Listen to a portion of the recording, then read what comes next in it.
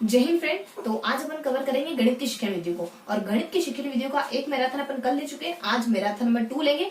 इसमें अपन 6 topic cover करने वाले। कौन कौन से 6 टॉपिक कवर करेंगे? सबसे पहला टॉपिक अपन देखेंगे उपागमों के बारे में। सेकेंडली अपन देख लेंगे सहायक सामग्री के बारे में। उसके बाद अपन देखेंगे मूल्यांकन के बारे में। उसके बाद अपन देखेंगे उपलब्धि परीक्षण के बारे में। और लास्ट अपन देखेंगे, लास्ट नहीं सेकंड लास्ट, क्योंकि आज 6 टॉपिक कवर करने वाले, तो सेकंड लास्ट अपन देखेंगे निदान के बारे में और उपचार के बारे में। और 6th टॉपिक अपन देखेंगे, थोड़ा सा हल्का सा टॉपिक है, ब्लूम क्या अपने ब्लूप्रिंट के बारे में अपन देखेंगे। तो ये कुछ 6 टॉपिक आज कवर करने वाले। तो वन बाय वन शुरू करते हैं। बहुत इजी से टॉपिक है और फटाफट अपन शुरू करते हैं। तो आज के टॉपिक क्या है? देखो आज अपन देखने वाले हैं, आज के टॉपिक देखो लाइटिंग की बहुत ज्यादा इशू है, तो मे भी आपको ठीक ठाक दिख रहा होगा। सुबह से बहुत ज्यादा परेशान हो रहे हैं, बारिश की वजह से बहुत ज्यादा इशू हो रहा है, लेकिन फिर भी अपन कंटिन्यू करते हैं अपने 6 टॉपिक। आज अपन मैराथन नंबर 2 पढ़ रहे हैं। 6 टॉपिक को बहुत अच्छे से पढ़ेंगे। ये 6 टॉपिक ट्रिक के माध्यम से पढ़ेंगे। तो न सिर्फ ये वीडियो देखना है, बल्कि ये वीडियो आप अगर देख के जाओ तो आपको लास्ट में लगना चाहिए कि हाँ हमने कुछ सीखा है। देखो मेरा मकसद ये है कि हम साथ में जो भी याद करें ना, देखो आपके साथ मैं भी याद करती हूँ, आप ही की तरह मैं भी एक स्टूडेंट हूँ, लेकिन मुझे चीजों को पढ़ा के पढ़ना बहुत अच्छा लगता है। देखो अगर ये वीडियो आप देख के जाते हो ना, तो आपको सेटिस्फेक्शन फील होना चाहिए, और मुझे पढ़ाने के बाद सेटिस्फेक्शन फील होना चाहिए कि मैंने आपको कुछ दिया है, और आपको लगना चाहिए कि आपने कुछ अचीव करा है। यानी आप इतना समय इसमें लगा रहे हो, कहीं पे भी लगाओ आप इतना समय, यहाँ नहीं और कहीं भी लगाओ, लेकिन लास्ट में आपको कुछ ऐसा फील होना चाहिए ना कि आपने कुछ हासिल करा है। सिर्फ अगर देख के चले जाए ना, संतुष्टि ना हो, जब तक आप खुद संतुष्टि नहीं होता ना अपने काम से, तब तक हमें सेटिस्फेक्शन फील नहीं हो सकता। तो इसी सेटिस्फेक्शन के साथ मतलब हमें आत्मग्लानि कब होती है? देखो चलो ठीक है, अपन इन मुद्दों पर नहीं भटकते, अपन फटाफट से टॉपिक पे आ जाते हैं, क्योंकि आप यहाँ पढ़ने के लिए आए, तो अपन फटाफट से शुरू करते हैं। तो कौन कौन से 5 टॉपिक अपन कवर करेंगे? तो आज अपन 5 टॉपिक कवर करेंगे। कौन कौन से 5 टॉपिक कवर करेंगे अपन? देखो तो आज अपन पढ़ने वाले उपागमों के बारे में, उपागम के बारे में। सेकेंड अपन पढ़ेंगे सहायक सामग्रियों के बारे में। उसके बाद थर्ड अपन कवर करने वाले हैं, अपन फर्स्टली उपागम पढ़ेंगे, उसके बाद सहायक सामग्री पढ़ेंगे, उसके बाद मूल्यांकन के बारे में देखेंगे।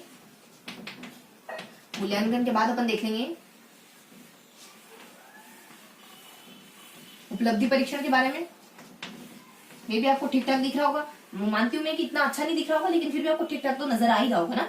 उसके बाद उपलब्धि परीक्षण के बारे में, और लास्ट में अपन देखेंगे ब्लूप्रिंट के बारे में। ब्लूप्रिंट के बारे में देखेंगे, हल्का थोड़ा सा हल्का फुल्का देख लेंगे उसके बारे में, कुछ ज्यादा जिक्र है नहीं उसके बारे में। तो वन बाय वन शुरू करते हैं। मूल्यांकन, उपागम, सहायक सामग्री, मूल्यांकन, उपलब्धि परीक्षण और ब्लूप्रिंट। वन बाय वन शुरू करते हैं। सबसे पहले अपन देखेंगे उपागमों के बारे में। सबसे पहला टॉपिक आ जाता है अपने उपागम। उपागम में बेसिकली अपन 2 उपागम को देखेंगे। एक तो रचनावादी उपागम, दूसरा अपन देखेंगे खोज उपागम। देखो रचनावादी उपागम में क्या देखेंगे? देखो रचनावादी उपागम के प्रवर्तक माने जाते हैं ब्रूनर, वाइगोत्स्की और पियाजे। ये इनके प्रवर्तक माने जाते हैं। इनकी कुछ परिभाषाएं आ जाती है। परिभाषा क्या आ जाती है? परिभाषा में कुछ आ जाती है, देखो ट्रिक आ जाती है, BVNL। इनके द्वारा परिभाषा दी जाती है। बुनिंग के द्वारा क्या कहा जाता है? बुनिंग के द्वारा कहा जाता है सीखने में बच्चे का कितना योगदान है। सीखने में बच्चे का कितना योगदान है, इसे ही कहा जाता है रचनावादी उपागम। उसके बाद V से आ जाता है वुलकोफ। वुलकोफ के द्वारा कहा जाता है बच्चा सीखने में कितना सक्रिय है, इसी को कहा जाता है रचनावाद। उसके बाद N से आ जाता है अपने नायलॉन। नायलॉन के द्वारा कहा जाता है बच्चा वर्तमान में होने वाले परिवर्तनों से कितना सीखता है। परिवर्तन शब्द का जिक्र होता है। L से आ जाता है यहाँ पे लोक हेड। इनके द्वारा क्या कहा जाता है? लोक हेड के द्वारा कहा जाता है सज्ञानी से अज्ञानी व्यक्ति में ज्ञान भर देना कभी ज्ञान नहीं कहलाता है। अज्ञानी में ज्ञान डाल देना ज्ञान नहीं कहलाता है, बल्कि ज्ञान को क्रिएट करना ज्ञान कहलाता है। उसके बाद नेक्स्ट अपन बता देते हैं इसमें कौन कौन सी विधियां आती है। रचनावादी उपागम के अंतर्गत कौन कौन सी विधियां आती पढ़ाई की। तो यहाँ पर ट्रिकी तरीके से देखें, सांस, जब, खुश। देखो इस तरीके से अपन देखेंगे तो ट्रिक में क्या क्या जानकारी आ जाती है, यहाँ पर देख लेते हैं फटाफट से। देखो सांस, जब, खुश यानी कि एस से क्या आ जाता है? एक तो आ जाता अपना संवाद, उसके बाद समस्या समाधान, उसके बाद आ जाता है संप्रत्यय। उसके बाद ए से क्या आ जाता है? ए से आ जाता है अधिन्यास। ए से अपना अधिन्यास आ जाता है। उसके बाद के से क्या आ जाता है? खोज उपागम नहीं, खोज विधि। उसके बाद यू से आ जाता है अपने उपलब्धि प्रतिमान। उपलब्धि प्रतिमान, और ये तो अपन देख ही चुके हैं। तो देखो क्या आ जाता है, हमने क्या देखा, ये देख लिया हमने फटाफट से रचनावादी उपागम। रचनावादी उपागम के बारे में क्या देखा आपने? सबसे पहले देखा रचनावादी उपागम के प्रवर्तक कौन माने जाते हैं? रचनावादी उपागम के प्रवर्तक माने जाते हैं पियाजे, वाइगोत्स्की और ब्रूनर। सेकेंड अपन देखा इसकी कुछ परिभाषाएं आ जाती है। इसकी परिभाषा क्या आ जाती है? बीवीएनएल यानी बीवीएनएल, बीवी नल से पानी भरने का काम करती है, तो बीवीएनएल। बी से क्या जाता है? बुलिंग आ जाता है, बुलिंग के द्वारा बुनने में खुद का कितना योगदान है, कुछ बुन रहे हैं उसमें खुद का कितना योगदान है, बच्चे का कितना योगदान है। सेकंड बीवी यानी अपने वुलकॉफ के द्वारा कहा जाता है कि वुलकॉफ बेल क्या रहते हैं? सक्रिय रहते हैं, यानी बच्चा ज्ञान निर्माण में कितना सक्रिय, यही तो रचनावाद है। एन के द्वारा एन से अपनाया जाता है, एन से क्या जाता है? नाइलॉन के द्वारा कहा जाता है कि बच्चा परिवर्तनों के द्वारा खुद कितना सीख रहा है, यही अपना रचनावाद कहलाता है। उसके बाद एल से क्या जाता है? एल से अपनाया जाता है लोकहेड के द्वारा कहा जाता है सज्ञानी व्यक्ति से बिना ज्ञानी वाले व्यक्ति में ज्ञान भर देना, ज्ञान उड़ेल देना ज्ञान नहीं कहलाता है, बल्कि ज्ञान को क्रिएट करना ज्ञान कहलाता है। ये चारों परिभाषा अपने हो गई। लास्ट में अपने कुछ विधियां बताई जो इससे इन्फ्लुएंस है, यानी इससे प्रभावित, रचनावाद से प्रभावित या रचनावाद से जुड़ी कुछ विधियां आती है। पढ़ाई के कुछ टेक्निक्स होते हैं जो इससे प्रभावित है। कौन कौन सी आ जाती है? सांस जब खुश, यानी कि सांस जब खुश, एस अपने 3 बार आ रहा, ऐसे क्या आ जाता है? संवाद आ जाता है, संप्रत्यय आ जाता है, समस्या समाधान आ जाता है।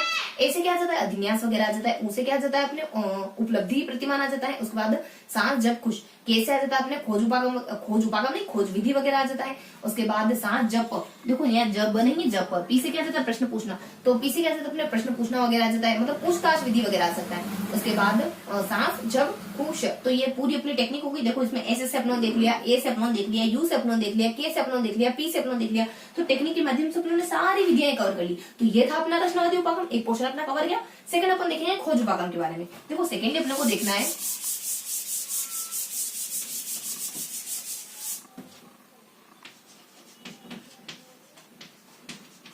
खोज उपागम के बारे में। देखो खोज उपागम में सिर्फ और सिर्फ एक शख्स आते हैं, कौन? ब्रूनर जो है वो रचनावादी भी माने जाते हैं,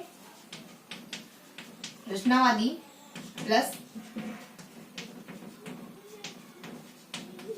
संज्ञानवादी। ब्रूनर रचनावादी भी माने जाते हैं, ब्रूनर संज्ञानवादी भी माने जाते हैं। इनके द्वारा 2 उपागम दिए गए, कौन कौन से? खोज उपागम, दूसरा उपागम निर्देशित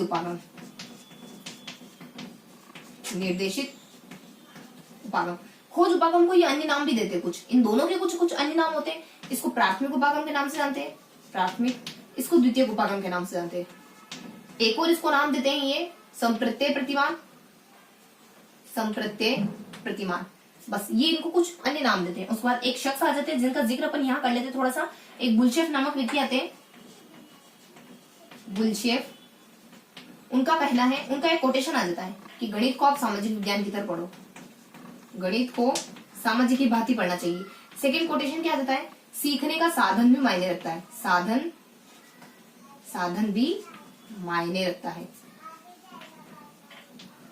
भी मायने रखता है। तो कुछ इस तरीके की बात आती है। ये अपना खोज उपागम फिनिश हो गया। क्या देखा आपने? खोज उपागम फर्स्ट टॉपिक पढ़ा ना। खोज उपागम में क्या देखा? एक व्यक्ति आ जाते हैं ब्रूनर, और ब्रूनर को अपनी रचनावादी भी माना जाता है, ब्रूनर को ही संज्ञानवादी भी माना जाता है। ब्रूनर दोनों प्रकार के व्यक्ति हैं। एक सेकंड थोड़ा देखो लाइटिंग का, मे बी लाइट आ गई तो अपन थोड़ा सा ना ऑन कर लेते हैं, 1 सेकंड ठहरना है ना। आई होप अब थोड़ा ज्यादा क्लियर होगा, है ना। तो अपन शुरू करते हैं। तो कहाँ थे अपन? तो अपन थे खोज उपागम थे। अपन फर्स्ट टॉपिक पढ़े थे, फर्स्ट टॉपिक में खोज उपागम चल रहे थे। तो देखो खोज उपागम में अपन क्या देखा था? एक व्यक्ति आते हैं ब्रूनर को रचनावादी भी माना जाता है, ब्रूनर को संज्ञानवादी भी माना जाता है। इन्होंने कहा कि बच्चे को अगर थोड़ा सा अवसर दो ना, ये कोटेशन भी कहते हैं कि बच्चे को अगर अवसर दो तो बच्चा खुद ब खुद सीख सकता है, बच्चा दूसरों के माध्यम से सीखता है, बच्चा खुद भी सीख सकता है। ये दोनों बातें कहते हैं। ये दोनों इन्हीं बातों से प्रभावित होकर इन्होंने 2 उपागम दिए, एक खोज उपागम दिया, दूसरा निर्देशित उपागम दिया। खोज उपागम को ये संप्रत्यय उपागम के नाम से जानते हैं, इसी को प्राथमिक उपागम भी कहते हैं। दूसरा उपागम हमने निर्देशित उपागम, इसी को द्वितीयक उपागम के नाम से भी जानते हैं। इसके बाद एक और शख्स का अपन जिक्र कर लेते हैं, बुल्शेफ। वो कहते हैं कि अगर आप गणित पढ़ रहे हो तो सामाजिक विज्ञान की तरह गणित पढ़ो, इस तरीके की बात करते हैं। सेकेंडली ये कहते हैं कि याद करने में आपने याद कर लिया, ये तो मायने रखता है, लेकिन आपने किस वे में याद करा, किस तरीके से याद करा, किस रास्ते को फॉलो करके याद करा, ये भी मायने रखता है। देखो गांधी जी नहीं कहते कि आप सिर्फ साध्य मायने नहीं रखता, आपका साधन भी मायने रखता है, मंजिल मायने नहीं रखती, रास्ता भी मायने रखता है। तो इस तरीके की बात करते हैं ना। मंजिल तो मायने रखती, लेकिन आपने वे कौन सा इस्तेमाल करा ये भी तो मायने रखता है। आपने गलत तरीके से मंजिल को हासिल कर लिया, लेकिन उस हासिल करने का मीन्स क्या निकला? कुछ भी नहीं, है ना। तो इस तरीके की बात करते हैं अपने खोज उपागम में। तो अपने दोनों उपागम कवर कर ली। फर्स्ट टॉपिक हमारा कवर हो गया पूरा। हमने देखा फर्स्ट टॉपिक उपागमों के बारे में, जिसमें रचनावादी को उपागम के बारे में पढ़ा, जिसमें अपने खोज उपागम के बारे में पढ़ा। दोनों उपागम पढ़ा। एक बार अपन इसका थोड़ा सा क्विक रिवीजन ले लेते हैं, फिर अपन सेकंड टॉपिक पे जाते हैं। थोड़ा सा अपन रिवाइज करते चलते चीजों को, ताकि चीजें याद होती जाए। तो देखो मेरे साथ रिवाइज करोगे तुम भी, जब भी मैं बोलूँ ना तो तुम भी है ना अपने आप में मन में रिवाइज करने की कोशिश करा करो कि हमने क्या क्या देखा। देखो मैं बहुत ज्यादा चीजें इकट्ठी करने की कोशिश में बिलीव नहीं करती हूँ। मैं बिलीव करती हूँ कि 70% चीजें याद करो, लेकिन उनको 100% याद कर लो। 30% चीजें जो बच जाएगी ना, वो तो 70% चीजों के साथ अपने आप जुड़ जाएगी। तो अपन रिवाइज करते हैं फटाफट से, बिना देरी किए। सबसे पहले आ जाता है, अपने देखा उपागम के बारे में। उपागम के बारे में क्या देखा? रचनावादी उपागम के बारे में देखा। सेकेंडली खोज उपागम के बारे में देखा। रचनावादी उपागम में क्या देखा? पियाजे और इस फर्स्ट टॉपिक में अपने दोनों के बारे में देखा। तो अपने पियाजे आ जाते हैं और वाइगोत्स्की आ जाते हैं, ब्रूनर आ जाते हैं। इनके द्वारा कुछ परिभाषा दी जाती है। BNL BVNL, बी के द्वारा क्या कहा जाता है? अपने बुल आ जाता है, बुनने के द्वारा खुद का कितना एक बार, और बेल के द्वारा सक्रिय रूप से, उसके बाद नाइलॉन के द्वारा परिवर्तन, उसके बाद लोक हेड के द्वारा जिसमें ज्ञान नहीं है उससे, जिसमें ज्ञान है उसमें ज्ञान भर देना, ज्ञान नहीं कहलाना। उसके बाद लास्ट में कुछ विधियां आ जाती है, जैसे कि समस्या समाधान है, जैसे कि संवाद है, जैसे कि संप्रत्यय वगैरह है, जैसे कि अध्यन्यास वगैरह है, जैसे कि उपलब्धि वगैरह है, जैसे कि हमारे खोज विधि वगैरह है। इस तरीके की सारी विधियां, जैसे कि पूछताछ विधि, ऐसी सारी विधियां रचनावादी उपागम की विधियां मानी जाती है। उसके बाद सेकंड लेवल में देखा खोज उपागम के बारे में। दोनों टॉपिक एक ही है, अभी उपागम है ना। उसके बाद खोज उपागम के बारे में देखा। खोज उपागम में सिर्फ और सिर्फ एक शख्स आते हैं, कौन? ब्रूनर। ये रचनावादी भी माने जाते हैं, ये रचनावादी भी माने जाते हैं। इनका मानना ये भी है कि बच्चा अकेला सीख सकता है, इनका मानना ये भी कि बच्चा दूसरों की सहायता से भी अच्छा सीख सकता है। ये दो प्रकार के उपागम देते हैं, एक तो खोज उपागम, एक निर्देशित उपागम। खोज उपागम को प्राथमिक कह देते हैं, और सेकेंडली उपागम को ये जो अपने निर्देशित उपागम है उसको द्वितीय उपागम कह देते हैं। इनके साथ साथ एक शख्स का और जिक्र पढ़ लेते हैं अपन, जो कि बुलशेफ है। वो कहते हैं कि अगर गणित को पढ़ो तो सामाजिक ज्ञान के तरीके से पढ़ो, मतलब कहते होंगे कोई ना कोई इनका मानना होगा। उसके बाद सेकेंडली बताते हैं ये कि सिर्फ और सिर्फ साध्य मायने नहीं रखता, आपका साधन भी मायने रखता है। तो ये अपना फर्स्ट टॉपिक कवर हो गया। फर्स्ट टॉपिक क्या था? उपागम के बारे में। अब अपन देख लेते हैं सेकंड टॉपिक। सेकंड टॉपिक पढ़ने वाले सहायक साधनों के बारे में। तो कौन कौन से सहायक साधन अपन कवर करने वाले हैं फटाफट से देख लेते हैं। तो देखो सहायक साधनों में अपन देखेंगे कुछ हल्के फुल्के से सहायक साधन। सेकंड टॉपिक कवर करने वाले अपन सहायक गणित के जो सहायक साधन है, सहायक साधनों के बारे में। देखो सहायक साधनों की ट्रिक क्या आ जाती है? JBJC फिट MST, ये अपनी सहायक साधनों की ट्रिक है। इस एक सेकंड है ना, हाँ, तो ये अपनी सहायक साधनों की ट्रिक है। यहाँ बी से आ जाता है बुलेटिन बोर्ड। बी जैसे फिट और मस्त रहो, मस्त रहो। देखो तो यहाँ जाता है बी जैसे फिट और मस्त रहो। बी आपका कोई फ्रेंड है, मान लो भावेश है, तो भावेश के जैसे फिट रहो, भावेश के जैसे फिट रहो। उसके बाद उसके जैसे मस्त रहो, सी अपना साइलेंट और टी भी अपना साइलेंट है, उसके जैसे मस्त रहो। इस ट्रिक से अपन सारी चीजों को कवर कर लेंगे जो सहायक साधनों में आ रही। देख लेते फटाफट से। बी से क्या जाता है? बुलेटिन बोर्ड, जैसे जादू की लालटेन। सी से चित्र विस्तार के चार्ट वगैरह है, चलचित्र वगैरह। एफ से फिल्म पट्टिका वगैरह। टी से टेप रिकॉर्डर वगैरह। एम से मॉडल वगैरह। उसके बाद एस से अपना शामपट वगैरह। ये हल्का सा जिक्र देखेंगे अपन। यहाँ जाता सबसे पहले bulletin board. Bulletin board, bulletin board पे क्या होता है? समाचार प्लस, थोड़ा सा मुंह हो रहा है, थोड़ा सा अरेंज कर ले इसको, मैगजीन, मैगजीन, समाचार प्लस मैगजीन। सेकेंडली और छात्र, यानी समाचार, मैगजीन, छात्र, इन सबसे प्राप्त होने वाली चीजें इस पे चिपकाई जा सकती है, इस पे लगाई जा सकती है। कक्षा के बाहर, कक्षा के अंदर। कक्षा के बाहर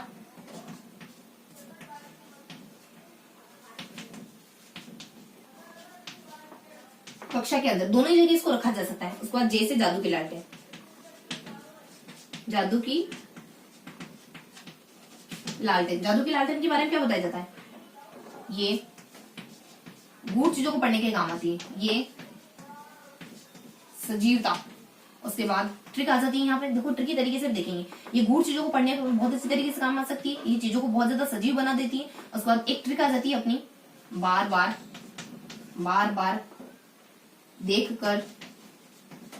कर व्याख्या व टिप्पणी करोगे तो व्यंग्य का पात्र बनना पड़ेगा। बार बार टिप्पणी को व्याख्या, बार बार देख के टिप्पणी व्याख्या करोगे ना तो व्यंग्य का पात्र बनना पड़ेगा। कोई टीचर बार बार देख के पढ़ाता है, उसको कह रहे हैं बार बार आप देख के पढ़ाओगे ना तो व्यंग्य का पात्र बनना पड़ेगा। बच्चे कोई आपकी कदर नहीं करने वाले हैं, आपकी इंसल्ट ही होगी, आपकी उल्टा इंसल्ट होने जितना है उतना आप खुद पढ़ के और फिर पढ़ाओ, चाहे खुद पढ़ो लेकिन बिना देख के पढ़ाओ। यहाँ जाता है कि गुण, देखो बार बार मतलब कि रिविजन करने में इसका इस्तेमाल किया जाता है। बार बार मतलब कि इसे क्या चीजें बिलोंग करती है फटाफट से लिखते जाते हैं। बार बार मतलब कि रिविजन करने में, रिविजन में इसका इस्तेमाल होता है। उसके बाद देख करके बच्चों में अवलोकन शक्ति का विकास होता है, बच्चों में अवलोकन शक्ति का विकास होता है इससे। उसके बाद व्याख्या और टिप्पणी, यानी इसके साथ साथ व्याख्या भी करनी होती है, इसके साथ साथ व्याख्या भी करनी होती है, क्योंकि स्लाइड की मदद से गूढ़ है, सजीवता और स्लाइड देखो इसमें इसको दिखाने के लिए स्लाइड का इस्तेमाल भी किया जाता है। तो व्याख्या, जब स्लाइड चल रही है तो साथ के साथ व्याख्या भी करनी होती है। उसके बाद टिप्पणी, लास्ट में टीचर को एक लंबा भाषण भी देना होता है, लंबी टिप्पणी भी करनी होती है। लास्ट में जब खत्म हो जाता है पूरा स्लाइड का प्रोग्राम तो टीचर को टिप्पणी भी करनी होती है। उसके बाद व्यंग्य, मतलब कि बच्चों में अभिव्यंजना क्षमता का विकास होता है, इससे बच्चों में अभिव्यंजना क्षमता का विकास होता है। ये अपनी इस ट्रिक के माध्यम से सारी चीजें इसकी कवर हो गई। क्या कि बार बार देखकर अगर आप व्याख्या करोगे, टिप्पणी करोगे तो है ना व्यंग्य के पात्र बनोगे। बार बार मतलब कि रिवीजन करा जाता है, देखकर मतलब बच्चों में अवलोकन शक्ति का विकास होता है। बार बार देखकर टिप्पणी और व्याख्या मतलब कि बीच बीच में आपको टीचर को व्याख्या करनी होती है जब स्लाइड चल रही होती है। लास्ट में जब स्लाइड पूरी खत्म हो जाती है तब टीचर को एक टिप्पणी यानी एक लंबा सा इंट्रोडक्शन भी देना होता है कि उन्होंने इस पूरी स्लाइड के थ्रू पढ़ा क्या है। उसके बाद लास्ट में व्यंग्य के बारे में बताते हैं। व्यंग्य मतलब बच्चों में अभिव्यंजन, देखो सेम साउंड कर रहा है व्यंग्य व्यंजना, तो व्यंग्य मतलब कि बच्चों में अभिव्यंजन क्षमता का भी विकास होता है। तो ये बेसिक से इन्फॉर्मेशन थी अपने बुलेटिन बोर्ड के बारे में। और अब अपन देख लेते हैं सी से अपने चलचित्र के बारे में, चित्र विस्तार के बारे में और चार्ट के बारे में। तो बुलेटिन के बारे में जानकारी कवर कर ली और जादू की लालटेन के बारे में जानकारी कवर कर ली। उसके बाद थर्डली आ जाता अपने चलचित्र के बारे में। चलचित्र से चलचित्र, उसके बाद चार्ट, उसके बाद चित्र विस्तार, इन तीनों के बारे में देखेंगे अपन। चित्र विस्तार क्या जानकारी थी, चलचित्र के बारे में क्या जानकारी थी, चार्ट के बारे में क्या जानकारी थी, चित्र विस्तार के बारे में। चलचित्र के बारे में क्या जानकारी आ जाती है, चलचित्र के बारे में जानकारी आती है ये मनोरंजन के क्षेत्र में इस्तेमाल किए जाते थे। पहले मनोरंजन के क्षेत्र में इस्तेमाल किए जाते थे, प्लस पहले सिर्फ समृद्ध देशों में इस्तेमाल होते थे क्योंकि ये बहुत ज्यादा खर्चीले माने जाते हैं, व्ययपूर्ण साध्य माने जाते हैं, व्ययपूर्ण साध्य माने जाते हैं। भारत जैसे देशों में इनके इस्तेमाल नहीं के बराबर होता है। चार्ट के बारे में दृश्य, सर्वाधिक उपयोग होने वाला दृश्य साधन, सर्वाधिक उपयोग होने वाला दृश्य साधन वास्तविक वस्तु का कंकाल कहलाता है। वास्तविक वस्तु के कंकाल के नाम से जानते हैं। प्लस नियम सूत्र दिखाने के काम आता है, नियम व सूत्र कक्षा में प्रदर्शित करने के काम आता है। प्लस रेखा, संकेत, शब्द, इन सबसे मिलकर बना होता है। सारी जानकारी थी चार्ट के बारे में। चित्र विस्तार के बारे में बिना स्लाइड इस्तेमाल चीजों को विस्तारित करने के काम आता है, और चित्र विस्तार के बारे में क्या जानकारी हो सकती है, और चित्र विस्तार के बारे में श्यामपट्ट जब विफल हो जाता है तब इसका इस्तेमाल किया जाता है। श्यामपट्ट विफल तब इसका इस्तेमाल किया जाता है। देखो ये ना जानकारी बहुत सामान्य है, इस वजह से थोड़ा अपन क्विक पढ़ रहे हैं इसको। चलचित्र के बारे में क्या जाता है, मनोरंजन के लिए इस्तेमाल किया जाता था और समृद्ध देशों में इस्तेमाल होता था, और भारत जैसे देशों में तो इस्तेमाल हो नहीं सकता क्योंकि बहुत ज्यादा व्ययपूर्ण साधन माना जाता है। चलचित्र मतलब मूवीज वगैरह, कितनी मूवीज देखते हैं अपन। सोशल स्टडीज में कुछ अपन ऐसा इशू पढ़ते हैं तो क्या हमें स्कूल में मूवी दिखाई जाती है, कहाँ दिखाई जाती है, बहुत रेयर केसेस में। उसमें चार्ट के बारे में क्या होता है, चार्ट जो अपना हम जनरली देखते हैं। चार्ट क्या होता है, चार्ट के बारे में, चार्ट में अपन रेखा चित्र वगैरह, चार्ट में क्या होता है जनरली शब्द होते हैं, रेखाएं होती है, सब चार्ट का हिस्सा होता है। चार्ट को ज्यादातर अपन नियम वगैरह, सूत्र वगैरह इसको दिखाने में इस्तेमाल करते हैं। चार्ट दृश्य साधन में सर्वाधिक उपयोगी होने वाला, सर्वाधिक उपयोग किया जाने वाला साधन माना जाता है। सेकेंडली इसको वास्तविक वस्तु को कंकाल के नाम से जाना जाता है। थोड़ी सी हल्की जानकारी थी जिनको अपने देखने की जरूरत नहीं। इसके साथ साथ थोड़ा सा इसको कैसे रखते हैं इसके बारे में हल्की जानकारी थी। क्या इसका आकार सही होना चाहिए, मतलब जो आप आकार वगैरह व्यवस्थित होना चाहिए, बच्चों को अच्छे दिख जाए, रंग वगैरह इसमें प्रयोग किए जाने चाहिए, सही जगह पे रखा जाना चाहिए, दिखाई दे जाए ऐसी जगह पे रखा जाना चाहिए। ये बेसिक जानकारी होती है जो अपन अच्छे से जानते हैं। उसके बाद लास्ट में आपने देखा चित्र विस्तार के बारे में। देखो चित्र विस्तार के बारे में क्या जानकारी थी, चित्र विस्तार जब आपको श्यामपट्ट विफल हो जाता है चीजों को दिखाने में तब इस्तेमाल किया जाता है। चित्र विस्तार चीजों को बड़ा करके दिखाने में इस्तेमाल किया जाता है, यानी कि सहायक के रूप में इस्तेमाल किया जाता है। सेकेंडली चित्र विस्तारक में स्लाइडों का उपयोग नहीं होता है, लेकिन बिना स्लाइड के इसका उपयोग किया जाता है। तो इसकी हल्की सी जानकारी होती है तीनों के बारे में, बिल्कुल बेसिक सी इन्फॉर्मेशन है, तो इसको इस वजह से थोड़ा सा क्विकली पढ़ेंगे अपन। उसके बाद यहाँ एफटी के बारे में जानकारी आती है अपने। देखो एफसी क्या जाता है, फिल्म पट्टिका।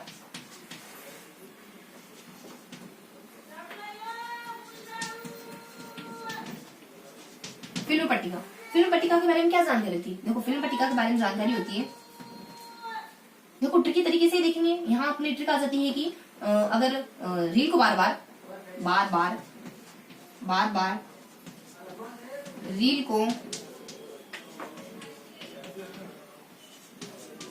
आगे पीछे करोगे तो सेल फोन खराब हो जाएगा। फिर पश्चिमी फिल्में कैसे देखोगे?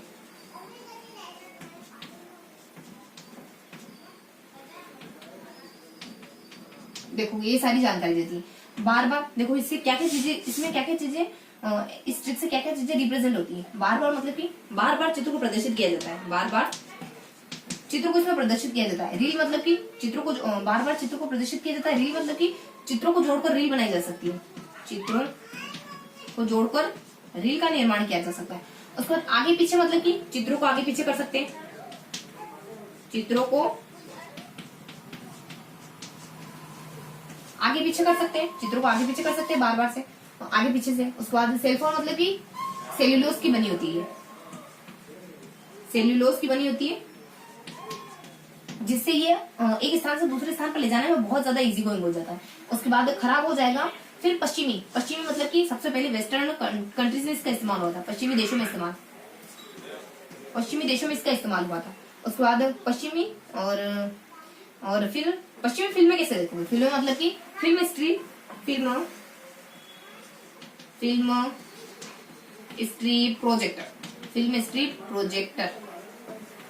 प्रोजेक्टर में इसका इस्तेमाल किया जाता है। ये हल्की से इसके बारे में जानकारी थी। क्या जानकारी देखी अपने फिल्म पट्टिका के बारे में? देखो, फिल्म पट्टिका के बारे में ट्रिक से हमने सारी जानकारी देखी कि बार बार अगर तुम रील को आगे पीछे करोगे ना, आप इंस्टाग्राम देख रहे हो, बार बार रील को आगे पीछे करोगे तो तुम्हारा सेल फोन खराब हो जाना है। फिर तो तुम पश्चिमी मूवीज बिल्कुल नहीं देख पाओगे। तुम वेस्टर्न कंट्रीज की जो मूवी देखते हो ना, बहुत पसंद है तुम्हें देखना, बिल्कुल नहीं देख पाओगे। बार बार मतलब कि इसमें चित्रों को बार बार आगे पीछे करा जा सकता है। देखो, ट्रिकी तरीके से क्या होता है, डूबते को तिनके का सहारा होती है ट्रिक। हमेशा चीजें हमें होल्ड करके रखवाने मदद करती ट्रिक। तो बार बार यानी कि चित्र, इसमें बार बार चित्रों को बार बार दिखाया जा सकता है। रील मतलब कि चित्रों को जोड़ करके एक रील बना दी जाती है। उसके बाद आगे पीछे मतलब कि आप चित्रों को आगे पीछे भी कर सकते हो। उसके बाद सेल्यूलोज मतलब कि सेल्यूलोज की बनी थी, सेलफोन मतलब सेल्यूलोज की बनी होती, खराब हो जाएगा। फिर पश्चिमी फिल्में कैसे देखो? पश्चिमी मतलब वेस्टर्न कंट्री में सबसे ज्यादा इसका इस्तेमाल हुआ था। उसका फिल्म मतलब कि फिल्म स्ट्रिप प्रोजेक्टर एक यंत्र आता है, उसके इस्तेमाल से इसका इस्तेमाल होता है। मतलब कि इसको इस्तेमाल करने के लिए इस उपकरण का इस्तेमाल किया जाता है। ये हल्की सी जानकारी होती है अपने इसके बारे में। चलो प्रोजेक्टर के बारे में। उसके बाद अपन टी से देख लेंगे टेप रिकॉर्डर के बारे में। तो अपन अब देख लेते हैं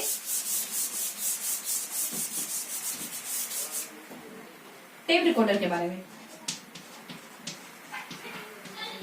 देखो, बारिश भी हो रही है तो मे भी आपको साउंड में भी थोड़ी सी दिक्कत हो रही होगी और लाइटिंग भी बार बार बहुत ज्यादा इशू कर रही है। तो एनीवे अपन आगे कंटिन्यू करते हैं। तो यहाँ से टेप रिकॉर्डर पर थोड़ी सी अपन बेसिक जानकारी देख लेते हैं। टेप रिकॉर्डर क्या होता है? ग्रामोफोन इसके लिंगाफोन के रूप में इस्तेमाल होता है। ग्रामोफोन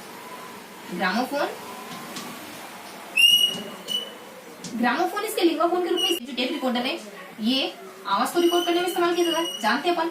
उसके बाद बिजली से इसका इस्तेमाल किया जाता है, प्लस बैटरी से भी चल सकता है, प्लस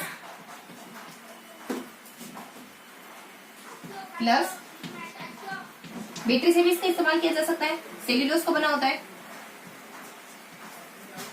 नो सेल्यूलोज थोड़ी ना आएंगे, नहीं सेल्यूलोज नहीं, बस इतनी जानकारी। और ये एक तरफा माना जाता है क्योंकि ये आवाज आपको सिर्फ सुना पाता है, आपके और भी सुन पाता है। एक तरफा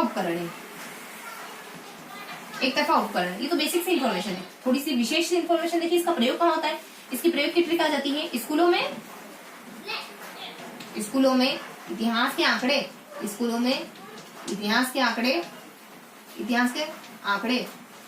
संगीत की भाषा में याद करवाए जाते हैं, कराते हैं ना। जैसे मैट्रिक्स लेके आई हूँ, वैसे बहुत सारे टीचर होते हैं, संगीत की भाषा में याद करवाए जाते हैं। दूसरी ट्रिक आ जाती है, कोई डॉक्टर साहब है, डॉक्टर साहब आपके क्वेश्चन का अच्छे से इस्तेमाल करो, तो कोई ना कोई जरूर कहेगा कि एक नंबर डॉक्टर है। मतलब कि ऐसे फ्रॉड तरीके से नहीं कह रहे हैं, एक्चुअली कह रहे हैं। तो यहाँ आ जाता आपने कि आप अगर उपचार के क्वेश्चन का सही से अभ्यास करोगे ना, सही से रियाज करोगे, तो कोई ना कोई आपकी तारीफ जरूर करेगा। उपचार के कौशल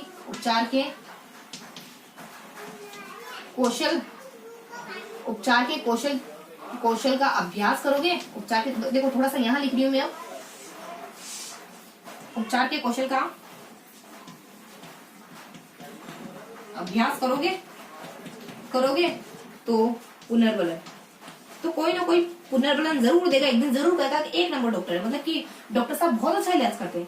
पुनर्बलन, कोई ना कोई पुनर्बलन जरूर देगा। ये सारी बातें आ जाती है।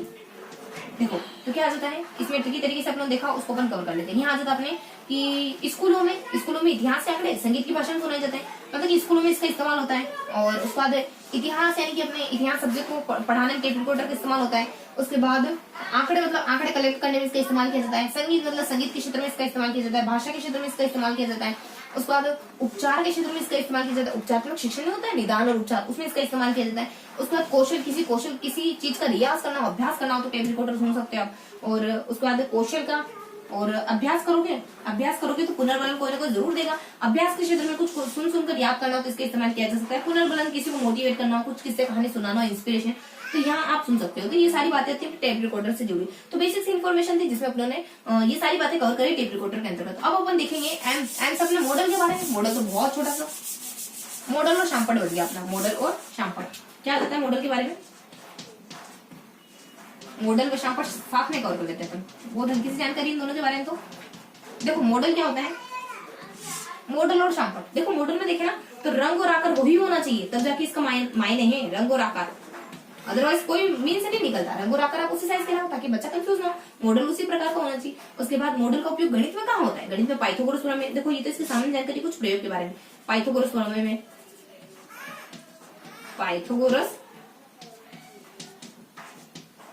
कोरस प्रमेय में इसका इस्तेमाल किया जा सकता है। ठोस ज्यामिति में इसका इस्तेमाल किया जा सकता है। ठोस ज्यामिति के क्षेत्र में इसका इस्तेमाल किया जा सकता है। घन, घनाभ, बेलन, आयतन, इन सब में भी, घन है, घनाभ है, इन सब में इसका इस्तेमाल किया जा सकता है। उसको शामपट के बारे में देखे ना तो शामपट के बारे में क्या जान रहे, शामपट के बारे में तो कुछ आता ही नहीं। देखो यहाँ आ जाता है कि अगर आपका शामपट कुछ इस तरीके का है तो आप लेखाखंड या फिर दंडालेख वगैरह दिखाने में इसका इस्तेमाल करोगे, कुछ इस तरीके की आकृतियां। उसके बाद अगर आपका गोलाकार शामपट है तो आप ज्यादा से ज्यादा ठोस आकृतियां दिखाने में इसका इस्तेमाल करोगे, ठोस आकृतियां दिखाने में इसका इस्तेमाल करोगे। और बेसिक सी इन्फॉर्मेशन होती है कि कुछ सारांश वगैरह लिखना हो तो अपन शामपट का इस्तेमाल कर लेते हैं। सारांश वगैरह लिखना हो तो शामपट का इस्तेमाल कर लेते हैं। उसके बाद कुछ और जानकारी होती है कि इसके आकार वगैरह और इसकी रंग तो होना आएगा इसमें, बस आकार नॉर्मल होना चाहिए, बच्चों को दिख जाए ऐसा होना चाहिए। और टीचर को व्यवस्थित लिखना चाहिए और मध्यम आकार लिखना चाहिए, बच्चों को भी बहुत बार अवसर दिए जाना चाहिए। तो बेसिक इन्फॉर्मेशन होती है इसके बारे में। ये अपनों ने सारा कुछ कवर कर लिया सहायक साधनों के बारे में। तो हमने 2 टॉपिक कवर कर लिए। सबसे पहले अपने उपागमों के बारे में टॉपिक कवर कर लिया। उसके बाद सेकेंड टॉपिक कवर कर लिया अपने सहायक साधनों के बारे में। 2 टॉपिक कवर कर लिए बचे की तरह, सिर्फ अपने 3 टॉपिक बचे। यहाँ आपने देखो 3 टॉपिक बचे अपने, और इन 3 टॉपिक को अपन कवर करेंगे। उसके बाद अपन लास्ट टॉपिक देखने वाले हैं अपन कुछ हल्का सा, मैंने कहा है ब्लूप्रिंट के बारे में देख लेंगे, ज्यादा जानकारी नहीं देखेंगे, लेकिन हाँ थोड़ी बहुत जानकारी अपन देखेंगे इसके बारे में। तो अपन सहायक साधन के बारे में रिवाइज कर लेते हैं। फर्स्ट अपन उपागम के बारे में रिवाइज करें। सहायक साधन के बारे में कौन कौन से सहायक साधन देखे आपने कि भावे जैसे फिट रहो और मस्त रहो, यानी खाओ पियो फिट रहो मस्त रहो, पढ़ते जाओ। और इस तरीके से अपने बी से अपने बुलेटिन बोर्ड अपने समाचार वगैरह मैगजीन वगैरह बच्चे के द्वारा ये सारी चीजें चिपकाई जा सकती है। कक्षा के बाहर को, कक्षा के अंदर को, डजंट मैटर। उसके बाद जैसे अपने जादू की लालटेन बहुत अच्छी सामग्री है अपने। ये गुड़ से गुड़ चीजों को बहुत सरल बना देती बच्चों के सामने, बहुत सजीवता क्रिएट कर देती। सेकेंडली जादू की लालटेन में स्लाइडों का उपयोग किया जाता है। और जानकारी देती है इसमें कि अगर बार बार देख के टिपाटापी कर पड़ा, देखो वो नहीं आता अपने जादू एक मूवी आती है अपने शाहरुख उनकी ऋतिक की, उसमें आता है ना जादू, तो वो कह रहा है, वो टीचर को सलाह दे रहा है, वो नसीहत दे रहा है कि आप ऐसे बार बार देख के पढ़ाओगे ना तो आपकी कोई तारीफ नहीं करने वाला, आपकी बुराई होने वाली। तो यहाँ से अपने की बार बार अगर आप देख के पढ़ाओगे ना तो आपकी अभ्यंजना होगी, आपके बहुत ज्यादा आप व्यंग की पात्र बनोगे। बार मतलब रीजन में इसका इस्तेमाल किया जाता है। देखकर मतलब कि बच्चों में अवलोकन क्षमता का विकास होता है। और क्या करोगे, पढ़ाओगे मतलब व्याख्या टिप्पणी करी जाती है साथ साथ। उसके बाद पढ़ाओगे तो आप व्यंजना का यानी कि व्यंग का पात्र यानी बच्चों में व्यंजन क्षमता का विकास होता है। इससे बेसिक इन्फॉर्मेशन थी जो अपने कवर हो गए। उसके बाद अपने भावे जैसे फिट रहो, सी से अपने चित्र विस्तार के चलचित्र और चार्ट वगैरह अपने कंकाल वगैरह का नाम से जाना जाता है। चार्ट वही होता है जिसमें रेखा चित्र वगैरह बहुत सारी चीजें सम्मिलित होती है एक साथ। चार्टों को अपन सूत्र वगैरह नियम वगैरह ये सब लिखने में इसका इस्तेमाल कर सकते हैं। चार्ट दृश्य साधन में इस्तेमाल होने वाला दृश्य में सबसे ज्यादा इस्तेमाल होने वाला साधन माना जाता है। चित्र विस्तारक चीजों को बड़ा करके दिखाता है। जब शामपट विफल हो जाता है तब चित्र विस्तारक आता है। इसमें स्लाइड का उपयोग नहीं होता है, बस ये सारी। और चलचित्र बहुत पहले तो मनोरंजन के क्षेत्र में इस्तेमाल होता था, समृद्ध देशों के द्वारा इस्तेमाल करा जाता था। भारत जैसे देशों में ये लाजमी नहीं इस्तेमाल करना है क्योंकि ये ना बहुत व्ययपूर्ण साधन माना जाता है। ये अपने सी से आ जाता है। उसको एमसी मस्त रहो। उसके बाद एमसी अपने मॉडल के बारे में मॉडल क्या होता है, आकार का होना चाहिए, व्यवस्थित होना चाहिए, बच्चों को दिख जाए ऐसा होना चाहिए। और बस ये तो इसकी सामान्य जानकारी। उसका मॉडल के बारे में आ जाता है कि पाइथागोरस प्रमेय में ठोस ज्यामिति में, और सेकेंड बस ये गणित के इन क्षेत्रों में इस्तेमाल पाइथागोरस प्रमेय में ठोस ज्यामिति में। एक और क्या देखा था, थोड़ा सा और का जिक्र देखा था, घन घनाभ और आयतन। ये तो अपने कुछ उदाहरण ले लिए थे। तो घन घनाभ और आयतन इनमें इसका इस्तेमाल किया जा सकता है। सेकेंडली अपनों ने और मस्त रहो तो ऐसे अपने शामपट के बारे में क्या देखा, शामपट अगर आपका शामपट गोल है तो आप ठोस ज्यामिति दिखा दो, अगर आपका शामपट चौकोर वगैरह है, वर्गाकार वगैरह है, तो इसमें लेखा मतलब दंडाकार वगैरह जो आकृति होती है अपने ग्राफ वगैरह उनको दिखाने के लिए बहुत अच्छा माना जाता है। उसको है ना सही साट आकार का होना चाहिए, बच्चों को अवसर दिए जाना चाहिए और टीचर व्यवस्थित लिखे और सीधी रेखा में लिखे, बड़े आकार के शब्द लिखे, मध्यम आकार के शब्द लिखे, बच्चों को समझ आ जाए इस तरीके से। तो उन्होंने ये भी ये सारी सहायक सामग्री को कवर कर लिया। तो ये उन्होंने 2 टॉपिक सारे कवर कर लिए जो उन्होंने पढ़े थे, सहायक साधन सारे कवर हो गए और इससे पहले उपागम कर पड़ेगा। अब अपन थर्ड टॉपिक पर आ रहे, कौन सा, मूल्यांकन। सेकंड टॉपिक पूरा रिवाइज कर लिया अपने, उससे पहले अपने फर्स्ट रिवाइज कर लिया, रिवाइज करते हुए चलेंगे चीजों के साथ के साथ। आप भी एक बार मन में दोहराने की कोशिश किया करो, जब मैं बोलती हूँ तो फोकस रखा करो आपके मन में, आप उन शब्दों को रिकॉल कर पा रहे हो नहीं कर पा रहे हो। तो यहाँ आपने थर्ड किसके बारे में देखेंगे, मूल्यांकन के बारे में। देखो मूल्यांकन का टॉपिक पढ़ेंगे अपन, तो मूल्यांकन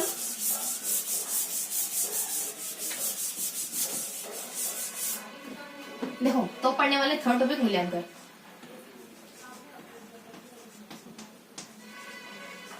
देखो मूल्यांकन के बारे में क्या क्या देखेंगे, मूल्यांकन की परिभाषा को देख लेंगे, मूल्यांकन के प्रकारों को देख लेंगे, मूल्यांकन के कुछ उद्देश्य देख लेंगे, मूल्यांकन की प्रविधियां देख लेंगे। ये बेसिक से 4 पॉइंट देखने वाले हैं अपन मूल्यांकन के बारे में।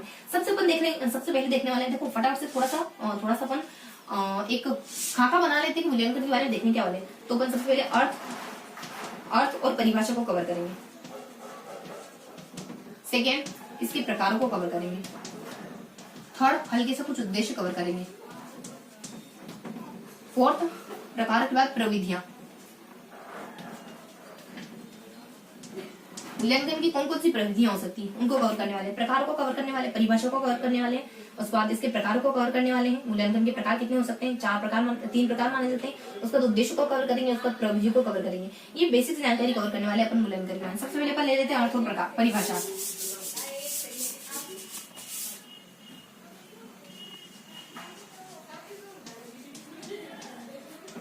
मूल्यांकन में अपन देखने वाले हैं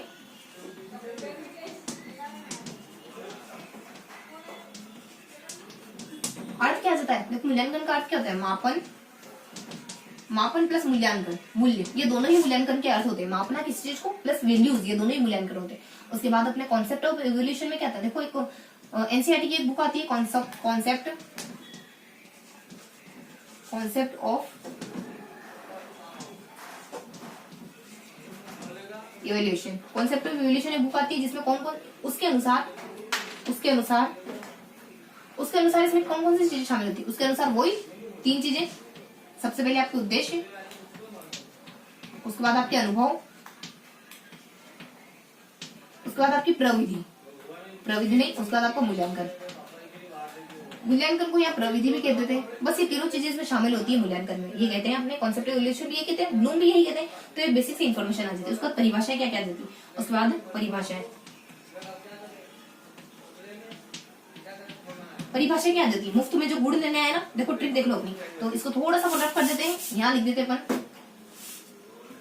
इन दोनों के द्वारा कहा जाता है। यहाँ लिख देते अपन 3 बातें कही इन्होंने, उद्देश्य है, उसके बाद अनुभव है, और उसके बाद मूल्यांकन, ये 3 बातें कही इन्होंने। उसके बाद परिभाषा है क्या, परिभाषा को अपन ट्रिकी तरीके से देखेंगे। मुफ्त में जो गुड़ लेने आएगा ना, गुड़ लेने आए, उसके लिए कठोर डंडा ले लो। पति पत्नी आपस में बात कर रहे हैं, दुकान पे जा रहे हैं, दुकान में जाने से पहले कह रहे हैं कि बहुत सारे लोग परेशान करने आते हैं, मुफ्त में गुड़ लेने आते हैं, दुकान पे परेशान करते हैं। ऐसा करो तुम पहले से उनके लिए कठोर डंडा ले लो, उनके लिए कठोर डंडा ले लो। देखो मुफ्त यानी मुफात के द्वारा क्या कहा जाता है, सिर्फ औपचारिक शिक्षा नहीं बल्कि बच्चे का सर्वाधिक विकास, बच्चे का विकास करना, बच्चे के विकास को नापना मूल्यांकन कहलाता है। सिर्फ औपचारिक शिक्षा को नापना नहीं बल्कि बच्चे के विकास को नापना मूल्यांकन कहलाता है। मुफात के द्वारा कही जाती है ये बातें। उसका गुड़ के द्वारा कही जाती है जो बच्चे की उपलब्धि का सही से मापन कर पाए। गुड़ दे रहे हो तुम, सही साथ माप के देना, ज्यादा मत तोल देना, सही साथ मापन कर पाए, वही मूल्यांकन कहलाता है। उसके बाद कठोर मतलब की कोठारी आय के द्वारा कहा जाता है अंग, अभिन्न अंग मूल्यांकन पढ़ाने की प्रक्रिया का, अधिगम प्रक्रिया का अभिन्न अंग है। आपका अंग इतना कठोर है कि रियाज कर करके, अभ्यास कर करके कि अब चाहे कितना ही मार लो कोई दर्द नहीं होने वाला उसको। तो डंडा यहाँ आ जाता है डांडेकर के द्वारा कहा जाता है सीमा, बच्चे ने किस सीमा तक सीखा है, इसी को नापना। सीमा कहलाता है। सीमा को पीटे जा रहे बेचारे पूछ रही क्या गलती करी, नहीं बताएंगे, पीटेंगे उसको। तो यहाँ जाता है बस ये 4 बड़ी भाषा जाती। मुफ्त में जो गुण लेना है ना उनके लिए कठोर दंड ले लो। मुफात के द्वारा कहा जाता है औपचारिक शिक्षा का नहीं बल्कि विकास को नापना मूल्यांकन करे। गुण के द्वारा कहा जाता है जो सही तरीके से बच्चे की उपलब्धि को नाप पाए वो गुण को सही तरीके से नाप तोड़ के देना, इसी में देना। कोठारी के द्वारा कहा जाता है कठोर अंग, यानी इतना अभ्यास कर लिया, इतनी एक्सरसाइज कर ली कि हमारे हाथ पांव हमारे अंग इतने कठोर बन गए, अब कोई फर्क नहीं पड़ने वाला, कितना ही मार लो कितना ही पिट लो, मैं तैयार हो गई तुम्हारी मार सहने के लिए। उसके बाद यहाँ जाता है डांडेकर। डांडेकर के द्वारा सीमा कहा जाता है। डांडेकर मतलब कि अपन डंडे से सीमा को पीटे जा रहे हैं, यही कीजिए होगी शायद, ये रंग कठोर हो गया। सीमा को पीटे जा रहे, रीजन नहीं बता रहे बेचारी, पूछे जा रही पर रीजन नहीं बता रहे अपन। डांडे सीमा को तो सीमा को पीट रहे। तो ये सारी इसकी परिभाषा दी थी। अब थोड़ा सा ना मूल्यांकन के अपन उद्देश्य को देख लेते हैं। मूल्यांकन के उद्देश्य देख लेते हैं। मूल्यांकन के उद्देश्य क्या होता है, क्या होते हैं? देखो मूल्यांकन के उद्देश्य होते हैं पाठ्यचर्या में बदलाव करना, पाठ्यचर्या में बदलाव करना। उसके बाद शिक्षण विधि में बदलाव करना, शिक्षण विधि में बदलाव करना, शिक्षण को प्रभावशाली बनाना, शिक्षण को प्रभावशाली बनाना, बच्चे का शैक्षिक स्तर नापना, शैक्षिक स्तर मापना, निदान करना, मतलब वही कठिनाइयों को पता लगाना, निदान करना। ये सारे इसके उद्देश्य होते हैं मूल्यांकन के। मूल्यांकन के उद्देश्य को तो अपन जानते हैं। परीक्षा क्यों ली जाती, मूल्यांकन क्यों किया जाता है? टीचर को टीचर की गलती का पता चले, बच्चे को बच्चे की गलती का पता चले, बच्चे की प्रोग्रेस का पता चले, बच्चे के स्तर का पता चले, पाठ्यचर्या किताबों के बारे में पता चले, किताबें कितनी रिलेवेंट है, किताबें सही बच्चों को पढ़ाने लायक किताबें है भी या नहीं, पाठ्यचर्या सही से है भी या नहीं। एनसीआर 2005 यही जो कहता है, फर्स्ट चैप्टर में उसने यही कहा है कि जो बच्चे सिर्फ है ना, आप सिलेबस को पाठ्यचर्या केंद्रित मत बनाओ, आपके सिलेबस को आप पाठ्यचर्या किताबों से बाहर के ज्ञान से भी जोड़ो। तो ये सारी बातें, ये मूल्यांकन इसके उद्देश्य होते हैं। और भी इसमें 10-15 उद्देश्य और भी बहुत सारे हो सकते हैं। हमें थीम को समझना है, हमें इसके मूल बेस को, कॉन्सेप्ट को समझना है। मूल्यांकन यानी परीक्षा क्यों ली जाती है, परीक्षा को किस किस के मद्देनजर रख के लिया जाता है, बेसिक्स इसके उद्देश्य होते हैं। उद्देश्य के बाद इसके प्रकार अपन देखेंगे, प्रकार के बाद इसकी प्रविधियां देखेंगे। देखो ये तो थोड़ी कॉन्सेप्चुअल चीजें होती है, इनको अपन जितना पढ़े उतना कम है, लेकिन जो फैक्चुअल चीजें होती है उनको थोड़ा सा याद लेते हैं। इनमें तो अपन कॉन्सेप्ट सीख लेते हैं ना, तो दिक्कत नहीं होगी।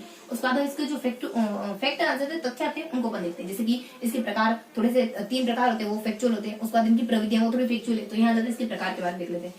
इसके प्रकार के बारे में बेसिकली इसके प्रकार कितने होते हैं? बेसिकली मूल्यांकन के प्रकार माने जाते हैं 3। कौन कौन से? 3।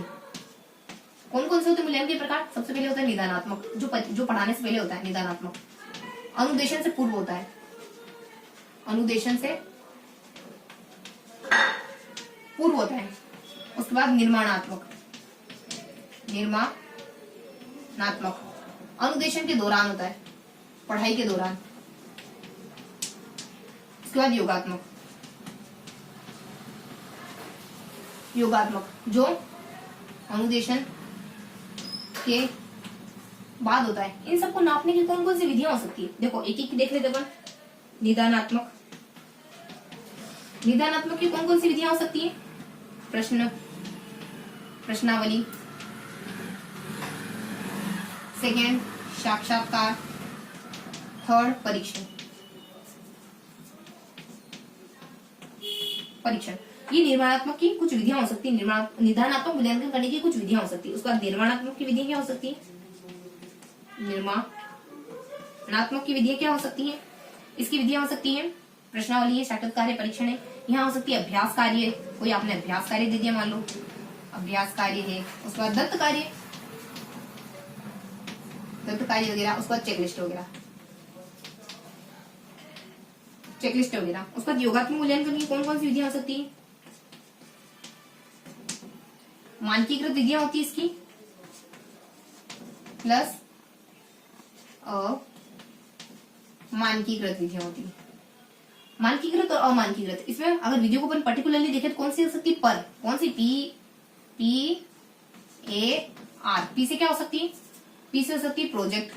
प्रोजेक्ट देख के आप लास्ट में चेक कर सकते हैं। मानकीकृत अपनी वार्षिक परीक्षा ही तो है, प्लस प्रोजेक्ट है। उसके बाद ए से अधिन्यास है, उसके बाद आर से रेटिंग स्केल है। ये सारी विधियां हो सकती है। देखो क्या है, बिल्कुल हल्की सी जानकारी, बहुत बार आपने पढ़ रखा होगा, इस वजह से थोड़ा अपन ज्यादा टाइम वेस्ट ना करेंगे, ज्यादा टाइम वेस्ट नहीं करेंगे अपन, है ना। तो यहाँ देख लेते हैं अपन निदान के बारे में। निदान मतलब कि आपको पढ़ाने से पहले टीचर जांचना चाह रहा है आप में कितनी एबिलिटी कितनी नहीं, इसको कहते हैं अपन निदान के नाम से। इसको पढ़ने की क्या तरीके हो सकते हैं? या तो आपसे प्रश्न वगैरह पूछ लेगा, संवाद बातचीत वगैरह कर लेगा, या फिर और कोई परीक्षण ले लेगा। उसके बाद निर्माणात्मक, जब आपको पढ़ाई के दौरान प्रश्न पूछे जाते हैं ना, वही तो निर्माणात्मक होता है। इसके बारे में हल्की सी जानकारी और आती है, ये देखो यहाँ तो विधियां लिखी, थोड़ी जानकारी और आती कि निर्माण में आपको ग्रेड देना टीचर का मकसद नहीं है, तुलना करना टीचर का मकसद नहीं है। यहाँ पर आपकी गुणात्मक प्लस परिणात्मक परिणात्मक ये दोनों ही प्रकार की इन्फॉर्मेशन मिल जाती है। तो थोड़ी सी इनकी वीडियो के अलावा थोड़ी सी जानकारी और थी अपने निर्माण।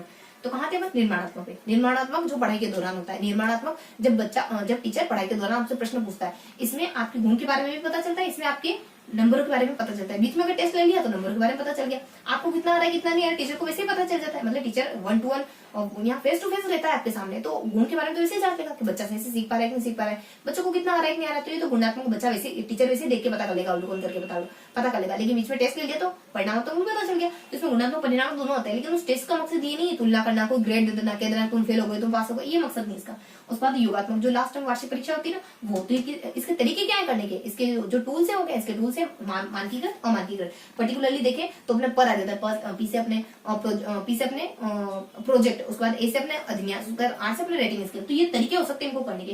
तीनों के कौन कौन से तरीके होते हैं ये अपने देखे। देखो तीनों को करने के तो औपचारिक तरीके देखे अपने, अनौपचारिक तरीके तीनों के एक ही होते हैं, अवलोकन है, संवाद है, उसके बाद चर्चाएं हैं, बातचीत है। ये तीनों को करने के अवलोकन तरीके अपने अनौपचारिक तरीके भी हो सकते हैं तीनों को करने के। तो ये अपने मूल्यांकन के प्रकारों के बारे में देख लिया। अब अपन देखेंगे मूल्यांकन की प्रविधि के बारे में।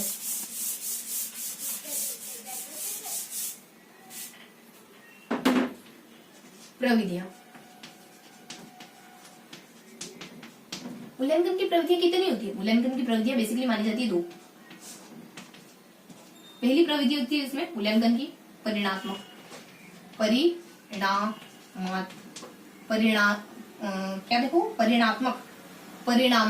परिणामात्मक। उस बाद सेकेंड हो सकती है गुणात्मक, परिणामात्मक और गुणात्मक। इसमें क्या क्या जाता है? इसमें आपकी वही लिखित, मौखिक और प्रायोगिक परीक्षाएं। लिखित, मौखिक और प्रायोगिक परीक्षाएं। गुणात्मक में क्या क्या आ सकता है? गुणात्मक की ट्रिक आ जाती है आज साफ कर। सासू माँ कह रही बहुरानी को, तुम कल कह रही थी ना कल कर दूंगी सफाई, आज तो तुझे साफ करना ही पड़ेगा, बिना साफ करे मैं आज मानने ही नहीं वाली, आज सफाई करनी पड़ेगी, कोई बहाना नहीं चलने वाला। और से आ जाता है अपने अवलोकन, फिर और से आ जाता है अपने आकस्मिक परीक्षण। ऐसे तो पी लेना था, चलो और से अपने आकस्मिक ले लिया। आकस्मिक परीक्षण, अचानक से आपको कोई देख रहा है तो आपके बारे में पता कर सकता है, आपको कोई घटना करते हुए देखा है, कुछ हरकत करते हुए देखा है। जैसे आ जाता है जांच सूची। ऐसे आ जाता है साक्षात्कार, संचय अभिलेख, साक्षात्कार। उसके बाद आज साफ को, पी से आ जाता है अपने प्रश्नावली आज साफ कर। देखो के से आ जाता है अपने क्रम निर्धारण मापनी, र तो अपने साइलेंट होता है, क्रम निर्धारण मापनी। तो बेसिक सी चीजें आ जाती है। अब इनको थोड़ा सा डिटेल से देखेंगे। सबसे पहले परिणात्मक के बारे में देखेंगे, फिर अपन गुणात्मक के बारे में देखेंगे। क्या देखना रहा? लिखित परीक्षा के बारे में, मौखिक परीक्षा, प्रायोगिक परीक्षा के बारे में। तो इनके बारे में अपन ये देख लेंगे कि निबंधात्मक जो सवाल होते हैं उनकी क्या अच्छाई होती है, क्या बुराई होती है। उसके बाद वस्तुनिष्ठ जो सवाल होते हैं उनके बारे में क्या अच्छाई, क्योंकि लिखित परीक्षाएं अपन जो इसमें प्रश्न पूछते हैं वो वस्तुनिष्ठ हो सकते हैं, वो निबंधात्मक हो सकते हैं। तो इसके बारे में अपन कवर करने वाले हैं। इसमें सिर्फ और सिर्फ अपन इसके बारे में कवर करेंगे, फर्स्ट के बारे में, बाकी दोनों के बारे में अपन कवर नहीं करने वाले। और यहाँ इनके बारे में जो सारी गुणात्मक टेक्निक्स होती है ना, टूल्स होते हैं, उन सभी के बारे में वन बाय वन कवर करेंगे। तो फटाफट से अपन शुरू करते हैं। यहां देख लेते अपन निबंधात्मक प्रश्नों के गुण। निबंधात्मक प्रश्नों के गुण देखेंगे, फिर अपन दोष देखेंगे। इसके गुण क्या हो सकते हैं? इसके गुण बेसिकली बाकी तो अपन जानते हैं, लेकिन फिर भी अपन देख लेते हैं। भाषा अभिव्यक्ति,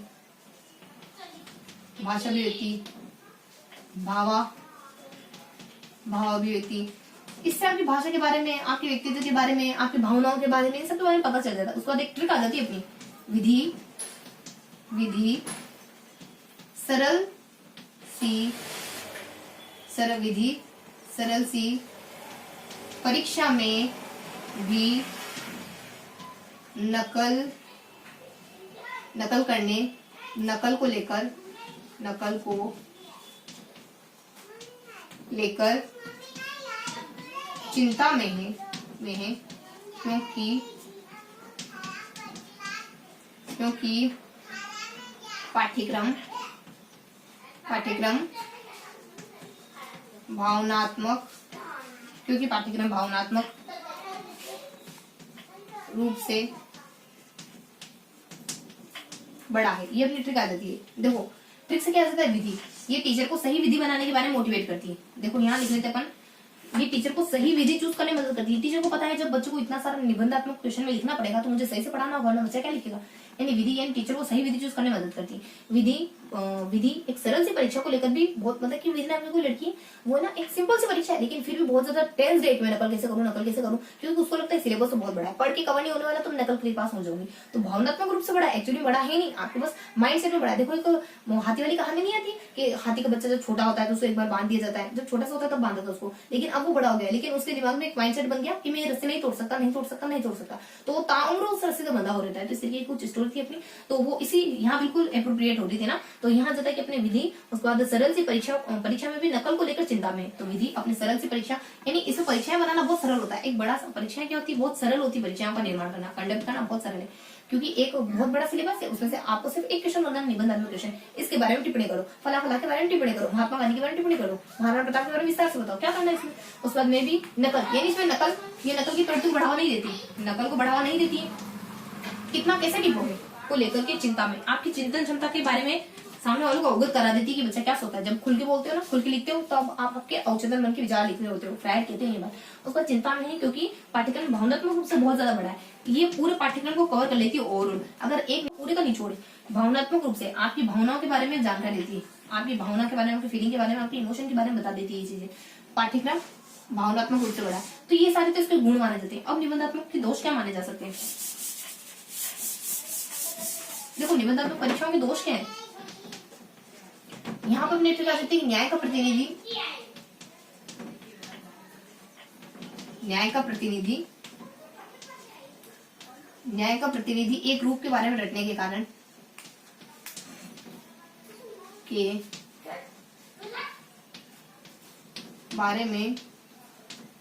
रूप के बारे में रटने के कारण, एक रूप के बारे में रटने के कारण चिंतित है।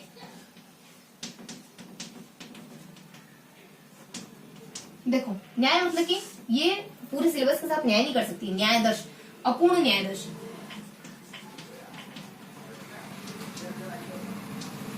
पूरे सिलेबस को कवर नहीं कर पाती है। मान लो आपको बनाना है खाली 5-7 क्वेश्चन बनाने, बहुत सारा सिलेबस है तो बहुत सारी चीजें छूटेगी। उसके बाद प्रतिनिधि मतलब कि पूरे सिलेबस का प्रतिनिधित्व तो नहीं करती है बहुत, क्योंकि निबंध में क्वेश्चन आप सारे लेसन में से नहीं बनाओगे, कितने दोगे, कितने 10 लेसन है, 10 निबंध में क्वेश्चन आएंगे नहीं ना। उसके बाद एक रूप, इसमें एक रूपता नहीं पाई जाती, अगर आप बनाओगे तो अलग बनाओगे, कोई और बनाएगा तो अलग बनाएगा, एक रूपता नहीं होती इसमें, एक रूपता नहीं पाई जाती है के बारे में रटने के कारण। ये रटने की प्रवृत्ति को बढ़ावा देती है, उधर तो पावर नहीं देती, उधर की बढ़ावा देती है। आप की पॉइंट रट लेते हो, बाकी आपके मन से लिख देते हो, इसमें यही तो होता है। निबंध पूरा कौन अच्छे से पढ़ता है, बस कुछ की पॉइंट को रट लेते हैं, उनके बाद अपन काम कर लेते हैं। ये कारण चिंतित है, बस यह जाता है के कारण चिंता में है। और देखो निदान भी आता है हमें, चिंतित मतलब की परेशानी, इससे ना अपन निदान नहीं कर सकते, ये निदान में मदद नहीं करती। निदान मतलब आपकी कठिनाइयों को खोजने में मदद नहीं करती, निदान में मदद, निदान मतलब क्या होता है, कठिनाई चिंता एक ही बात है ना, तो ये अपने निदान में मदद नहीं करती। ये सारे इसके दोष आ जाते हैं। अब देखेंगे अपन वस्तुनिष्ठ परीक्षा के बारे में, ये निबंधन परीक्षा के बारे में देख लिया। उसके बाद अब देखेंगे अपन वस्तुनिष्ठ परीक्षा के बारे में। अब देखेंगे वस्तुनिष्ठ परीक्षा। बेसिकली वस्तुनिष्ठ परीक्षा 2 प्रकार की होती है। कौन कौन सी, सबसे पहले प्रत्यास्मरण, जिसमें चीजें सिर्फ याद करके लिखनी है, सिर्फ याद करके, और प्रत्याभिज्ञान, जिसमें चीजें आपके सामने बस मिलान करके लिखनी है। प्रत्याभिज्ञान आपको याद करने की भी जरूरत नहीं है, बस थोड़ा सा माइंड लगाना है। प्रत्यास्मरण 2 प्रकार की होती है, सामान्य प्रत्यास्मरण और रिक्त स्थान। सामान्य प्रत्यास्मरण और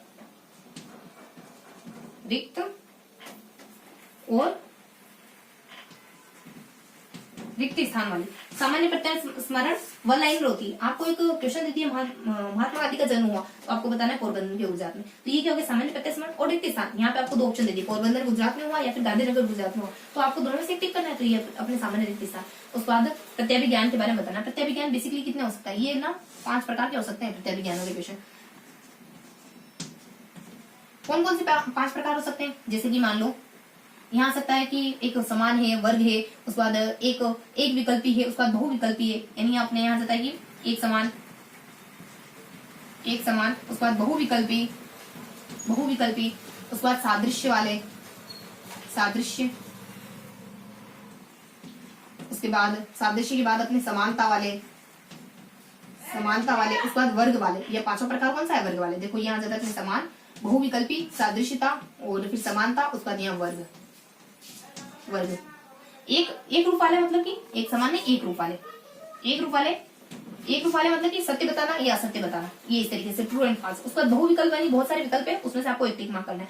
सादृश्यता वाले मतलब कि समानता के, सादृश्य यानी कि चीजें एक जैसी उनको आपको फाइंड करना है। यानी कि जैसे कोयले का संबंध काले से, वैसे ही अपने उजाले का संबंध किससे? तो दिन से। इस तरीके से समानता यानी कि आपको चीजों को देखो, सादृश्य तो अपनी ठीक है, सादृश्यता, उसका समानता में कैसे क्वेश्चन आ सकते हैं। उसका वर्ग में तो आपको है ना वर्ग बनाना एक जैसे चीजों का। आपको दे दिया कुछ, मान लो पक्षियों के नाम दे दिए, उसमें से एक पशु का नाम दे दिया, तो आपको डिटेक्ट करना है कि इसमें से समान कौन सा है, इसमें से एक पूरा वर्ग छाटो, मतलब कि वर्ग से अलग कौन सा हो गया, वर्गीकरण करना ना आपको, तो पूरा वर्गीकरण हो गया। यानी ये वर्ग पूरा अलग है, उसमें से एक चीज अलग है। एक चीज क्या कि ये पशु का नाम है और ये बाकी सारे पक्षियों के नाम है। उसका समानता में कैसे हो सकता है? समानता और सादृश्य में भी एक जैसे होते होंगे, इसमें ज्यादा कुछ डिफरेंशिएट किया नहीं गया है, लेकिन वर्ग में जरूर किया गया। तो इस तरीके से कुछ हल्के से प्रकार होते हैं, तो सबको ध्यान रखना है। एक रूप वाले, बहुविकल्प वाले, सादृश्यता वाले। अपन जानते हैं सादृश्यता वाले कौन से होते हैं, यानी हमें इसका इससे कोरिलेटिव बनाना है। समानता वाले भी वही उसी प्रकार के क्वेश्चन होते होंगे। उसके बाद वर्ग देखो होते होंगे, मेरे को भी इतना क्लियर नहीं है। सादृश्य और समानता ये दो बार जिक्र है, लेकिन मेरा मानना है कि दोनों एक ही प्रकार के होंगे। देखो बिल्कुल शब्द का मीन से एक ही नहीं कर रहा है। उसके बाद वर्ग यानी कि आप वर्गीकृत करना है, यानी एक इस पूरे वर्ग में से आपको एक चीज निकालनी है। यानी कि आपकी पक्षियों के नाम दे दिए, उसमें से एक पशु का नाम दे दिया, तो आपने एक वर्ग को छाट लिया कि ये वर्ग एक जैसा था, उसमें से एक चीज आपकी अलग थी जिसको आपने छाट लिया। तो ये कुछ अपने वस्तुनिष्ठ प्रश्नों के प्रकार होते हैं। तो हमने वस्तुनिष्ठ प्रश्नों के प्रकार देख लिए। अब अपन इनकी वस्तुनिष्ठ प्रश्नों की अच्छी बात है, वस्तुनिष्ठ प्रश्नों की बुरी बातें देखेंगे, गुण और दोष को अपन कवर करेंगे। देखो वस्तुनिष्ठ प्रकार के गुण क्या हो सकते हैं, वस्तुनिष्ठ प्रश्नों के गुण, परीक्षा के गुण या दोष। यहाँ देख लेते हैं अपन इसके गुणों के बारे में, फिर देखेंगे अपन इसके दोषों के बारे में। इसके गुण क्या हो सकते हैं? देखो टेक्निक क्या है, देखो चीजें हमें ट्रिक से याद रहती है ज्यादा लंबे समय तक। तो हमने यहाँ होता है कि व्यवहारिक, यहाँ होता है व्यापक वर्ग सही समय पर व्यवहारिक दान नहीं करता,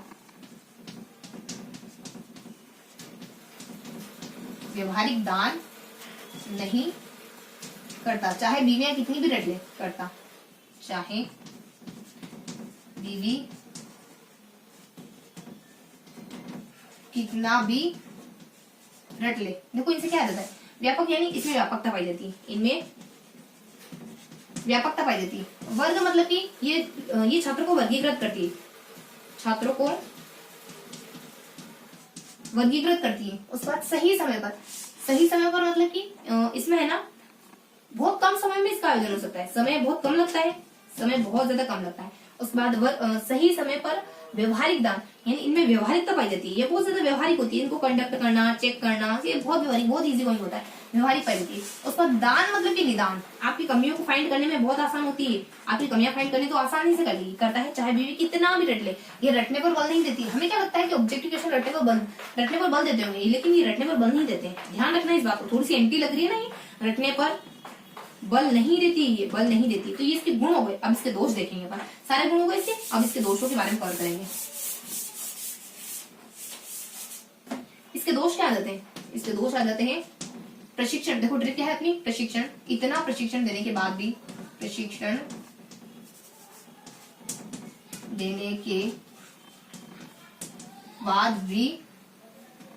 कठिन परीक्षा का आयोजन करा,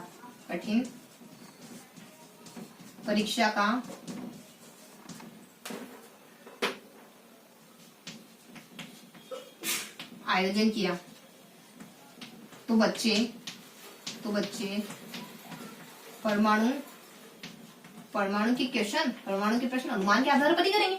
मैंने इतना कहा था कि तुम कठिन परीक्षा मत बनाना, इतना परीक्षण दिया था तुम्हें, इतना सिखाया था मत बनाना, फिर बनाए। अब बच्चे जो परमाणु की क्वेश्चन है ना, वो अनुमान के आधार पर ही करेंगे, वो अनुमान के आधार पर ही करेंगे, क्योंकि वो इस विचार से पूर्व अवगत नहीं है, क्योंकि उनको आता नहीं है, क्योंकि वो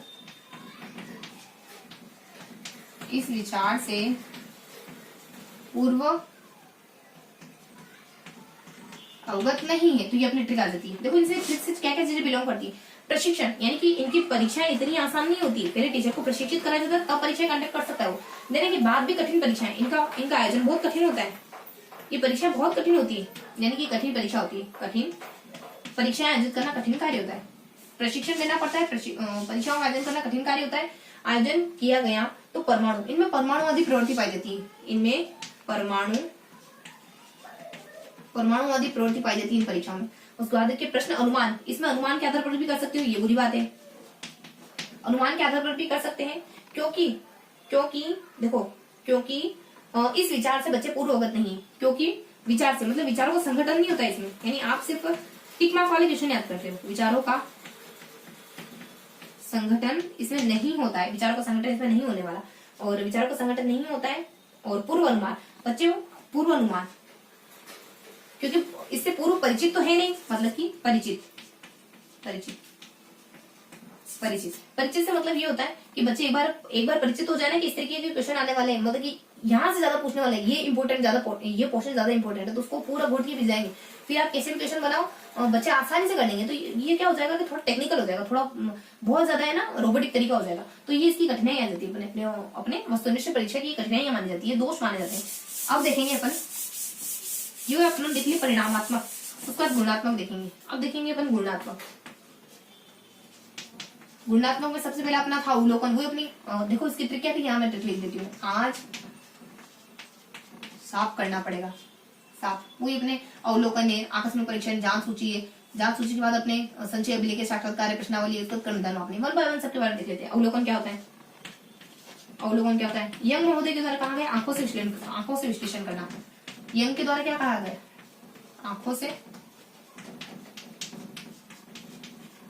आंखों से विश्लेषण करना ही, आंखों से विश्लेषण यंग महोदय के द्वारा कहा जाता है। सेकेंड, छोटे बच्चों हेतु उपयोगी, छोटे बच्चों हेतु। बड़े बच्चे देखो इसकी पॉइंट है, बड़े बच्चे आत्मावलोकन कर लेते हैं, खुद के बारे में खुद ही जान लेते हैं। आत्मावलोकन बहुत विश्वसनीय माना जाता है, ये विश्वसनीय माना जाता है,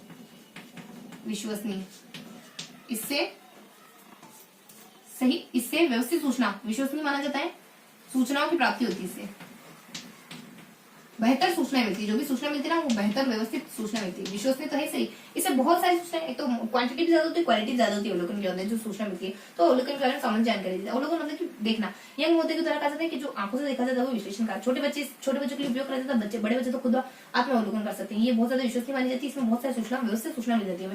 तो ये अवलोकन के बारे में जानकारी देती है। अब वो देखेंगे आकस्मिक परीक्षण के बारे में। अब देखेंगे आकस्मिक परीक्षण के बारे में। आकस्मिक परीक्षण क्या जानकारी होती है, बच्चों के सामाजिक गुणों को जांचने के लिए किया जाता है, बच्चों के सामाजिक गुणों को जांचने के लिए किया जाता है। बच्चे की रुचि, बच्चे की समायोजन योग्यता, ये तो सामाजिक गुण है, इनको नापने के लिए किया जाता है। सेकेंड, बच्चे का सामान्यीकरण किया जा सकता है।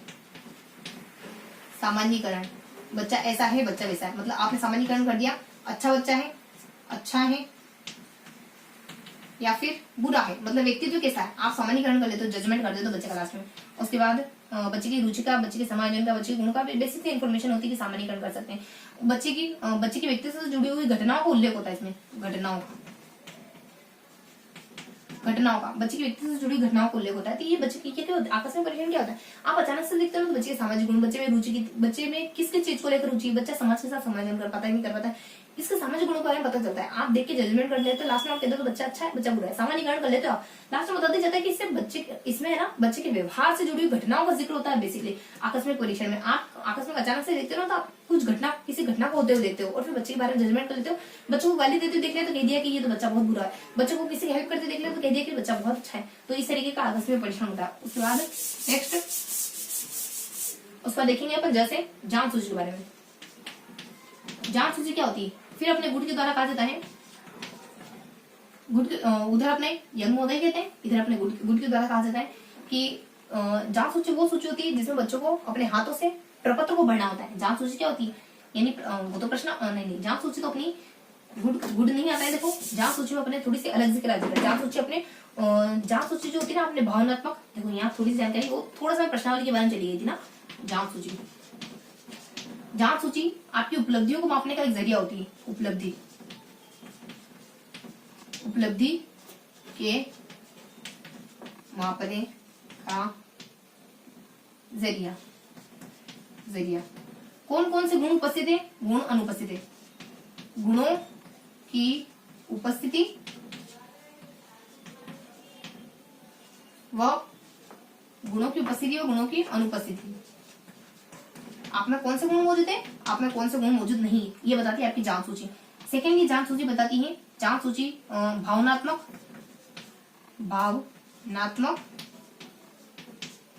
अभिव्यक्त्यात्मक को आधार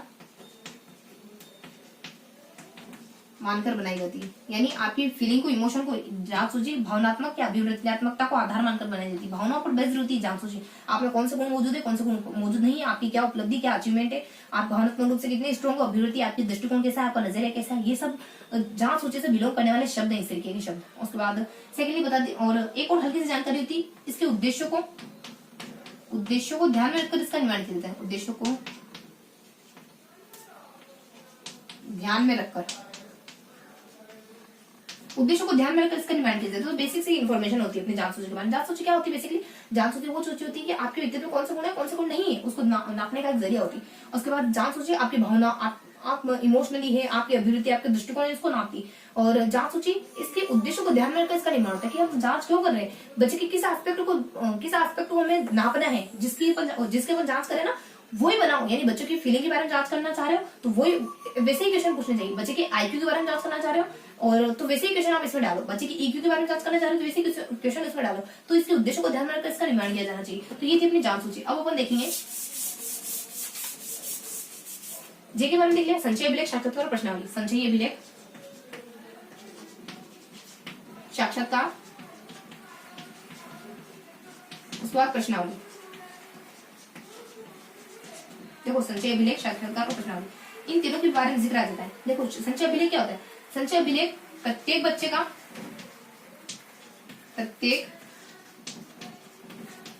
का प्लस प्रतिदिन, एक सेकेंड देखो मे भी थोड़ा सा डिस्टर्ब हो गया होगा।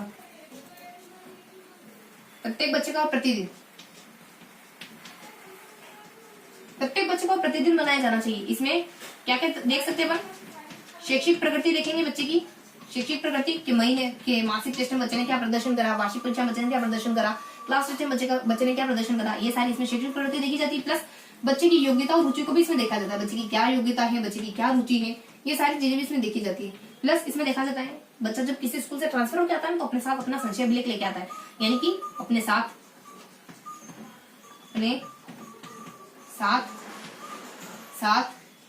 लाता है।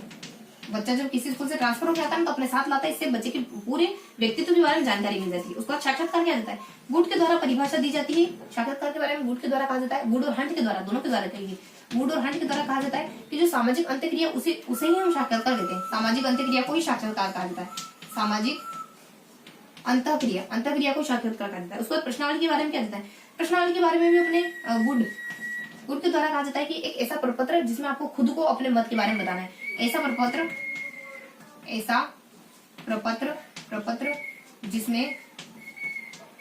जिसमें हमें अपना मत देना हो या फिर खुद के द्वारा भरा जाए, प्रश्नावली बेसिकली दो आधारों पर बांटते हैं, एक तो खुली प्रश्नावली, बंद प्रश्नावली। रचना के आधार पर खुली, उसके बाद बंद। अन्य आधार पर बनेंगे संरचित, यानी बनाने के आधार पर संरचित और असंरचित, यानी बिना फालतू में आपने क्वेश्चन कर लिए और पहले से बना के आए थे व्यवस्थित तरीके से, संरचित। और फिर प्रश्न कर रहे हो, ऐसे ही उठपटांग क्वेश्चन ही कर रहे हो, है ना। तो प्रश्नावली दो प्रकार की होती है। साक्षात्कार अपने देखा ना, खाली परिभाषा देखी। साक्षात्कार के कुछ प्रकार भी माने जाते हैं, जैसे कि व्यक्तिगत साक्षात्कार हो गया, सामूहिक साक्षात्कार हो गया। उसके बाद बस ये हल्के फुल्के प्रकार होते हैं, संरचित साक्षात्कार और संरचित साक्षात्कार, और ज्यादा मैटर देंगे। उसके बाद यहाँ जगह अपने के यानी क्रम निर्धारण मापने के बारे में। अब अपन देखेंगे लास्ट क्रम निर्धारण मापनी।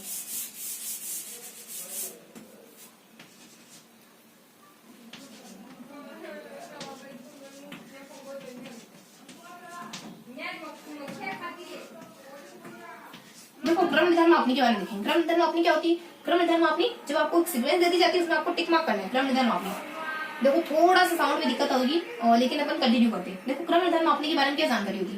क्रम निर्धारण मापने छोटे बच्चों के लिए सही नहीं होती, छोटे बच्चों हेतु उपयुक्त नहीं मानी जाती। सेकंड, क्रम निर्धारण मापने की कितने प्रकार की हो सकती है? क्रम निर्धारण मापनियां 4 प्रकार की। कौन कौन सी? अंक वाली, उसके बाद वर्ण वाली, उसके बाद रेखा वाली या फिर किसी व्यक्ति वाली। अंक वाली मतलब कि 1 2 3 टिक करना है आपको कौन से नंबर पे हो। वर्ण वाली मतलब कि यानी अच्छा, औसत, बुरा, इस तरीके से। रेखा मतलब कि पूरी रेखा है, यहाँ लाइन कर रहे हो आप, यहाँ कर रहे हो, यहाँ कर रहे हो, यहाँ मतलब कि अच्छा, यहाँ मतलब कि औसत, यहाँ मतलब कि बुरा। व्यक्ति मानना किसी से पूछ लिया X Y Z, उससे आपके बारे में पूछ लिया कि ये व्यक्ति कैसा है, तो ये क्रम निर्धारण मापनी होगी। उसके बाद ये अपना पूरा जो गुणात्मक उपागम थे प्रवृत्तियां थी उनके बारे में देख लिया, अवलोकन के बारे में, आकस्मिक परीक्षण के बारे में, जांच के बारे में, संचय अभिलेख के बारे में, साक्षात्कार प्रश्नावली के बारे में, क्रम निर्धारण मापनी के बारे में। अब अपने को देखना है,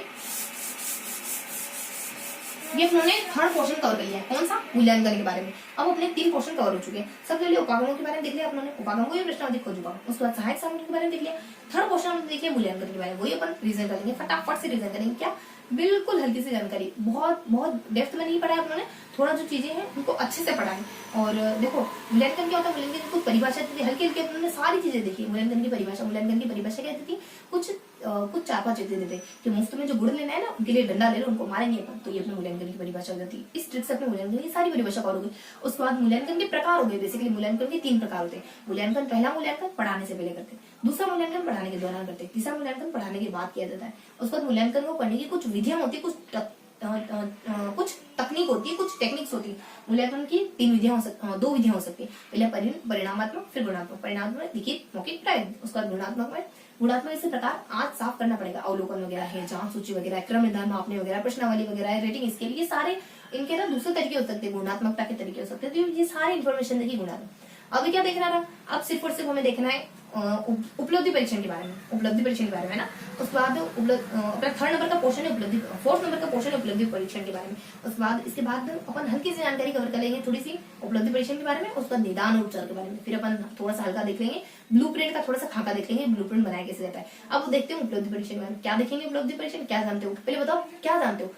सोचो कि क्या जानते हो उपलब्धि परीक्षण में। क्या होता है उपलब्धि परीक्षण? उपलब्धि परीक्षण वो होता है जब आपका टेस्ट लिया जाता है, जब आपकी परीक्षाएं ली जाती है। इसके बारे में देखेंगे, इसकी क्या परिभाषा है उपलब्धि परीक्षण की, इसके कुछ उद्देश्य हो सकते हैं, कोई चरण वगैरह हो सकते हैं क्या उपलब्धि परीक्षण के, और उपलब्धि परीक्षण के कोई उद्देश्य वगैरह हो सकते हैं क्या, उपलब्धि परीक्षण का कोई महत्व हो सकता है क्या, परीक्षाओं के क्या उद्देश्य होते हैं, सोच के देखो परीक्षा क्यों ली जाती है। उसके बाद परीक्षा का क्या महत्व होता है। उसके बाद परीक्षा के कितने प्रकार हो सकते हैं, परीक्षा लेने के कोई चरण, कोई स्टेप हो सकते हैं क्या, यानी इस तरीके से अपन परीक्षा लेंगे, सबसे पहले ये करेंगे। उपलब्धि मतलब कि परीक्षाएं तो है, उपलब्धि कुछ परिभाषा हो सकती है। तो इस तरीके से इसके सारे एस्पेक्ट को, 4-5 एस्पेक्ट को अपन कवर करेंगे।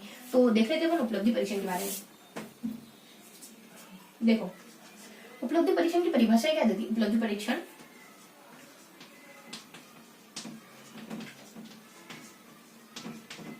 क्या क्या देखने वाला है इसमें, अपन कुछ 4 पॉइंट को कवर करने वाले हैं। कौन कौन से? सबसे पहले परिभाषाएं देखेंगे, उसके बाद उपलब्धि परीक्षण के प्रकारों के बारे में देखेंगे, उसके बाद इसके चरणों के बारे में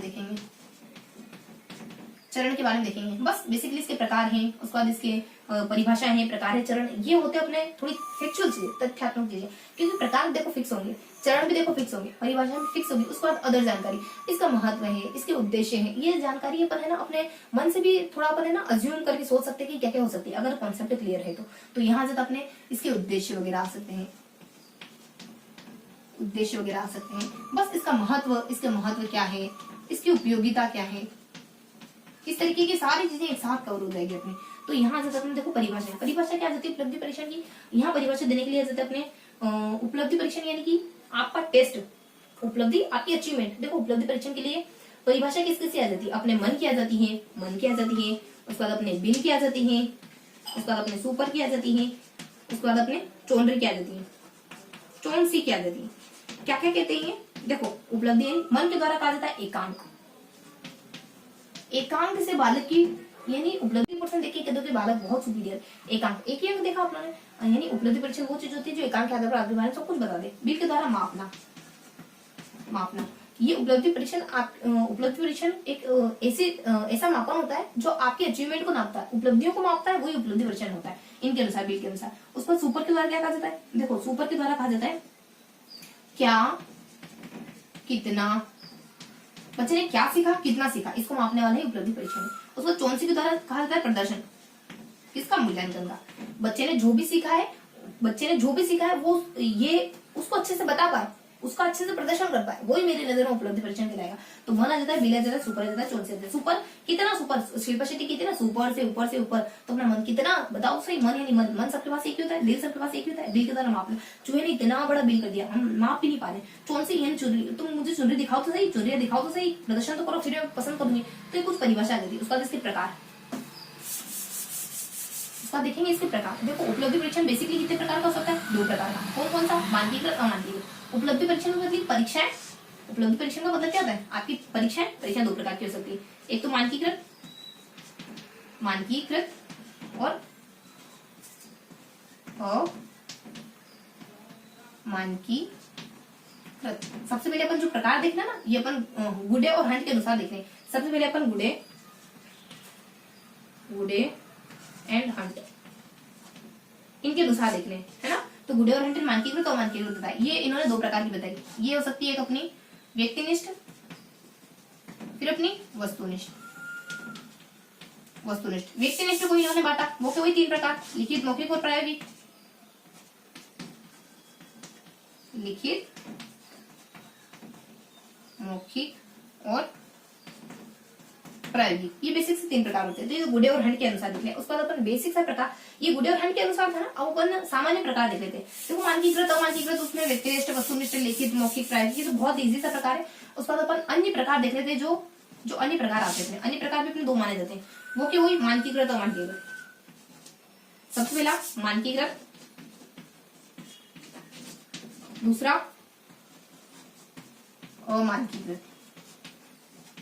इसमें थोड़े से और प्रकार बताते हैं। यहाँ बताते हैं अपने सामान्य और विशिष्ट, सामान्य और विशिष्ट। यहाँ बताते हैं उपलब्धि और निदान।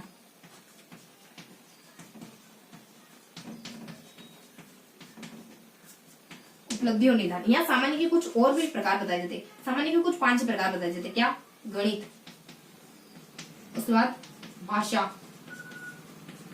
उसके बाद वाचन, उसके बाद दक्ष, उसके बाद निदान।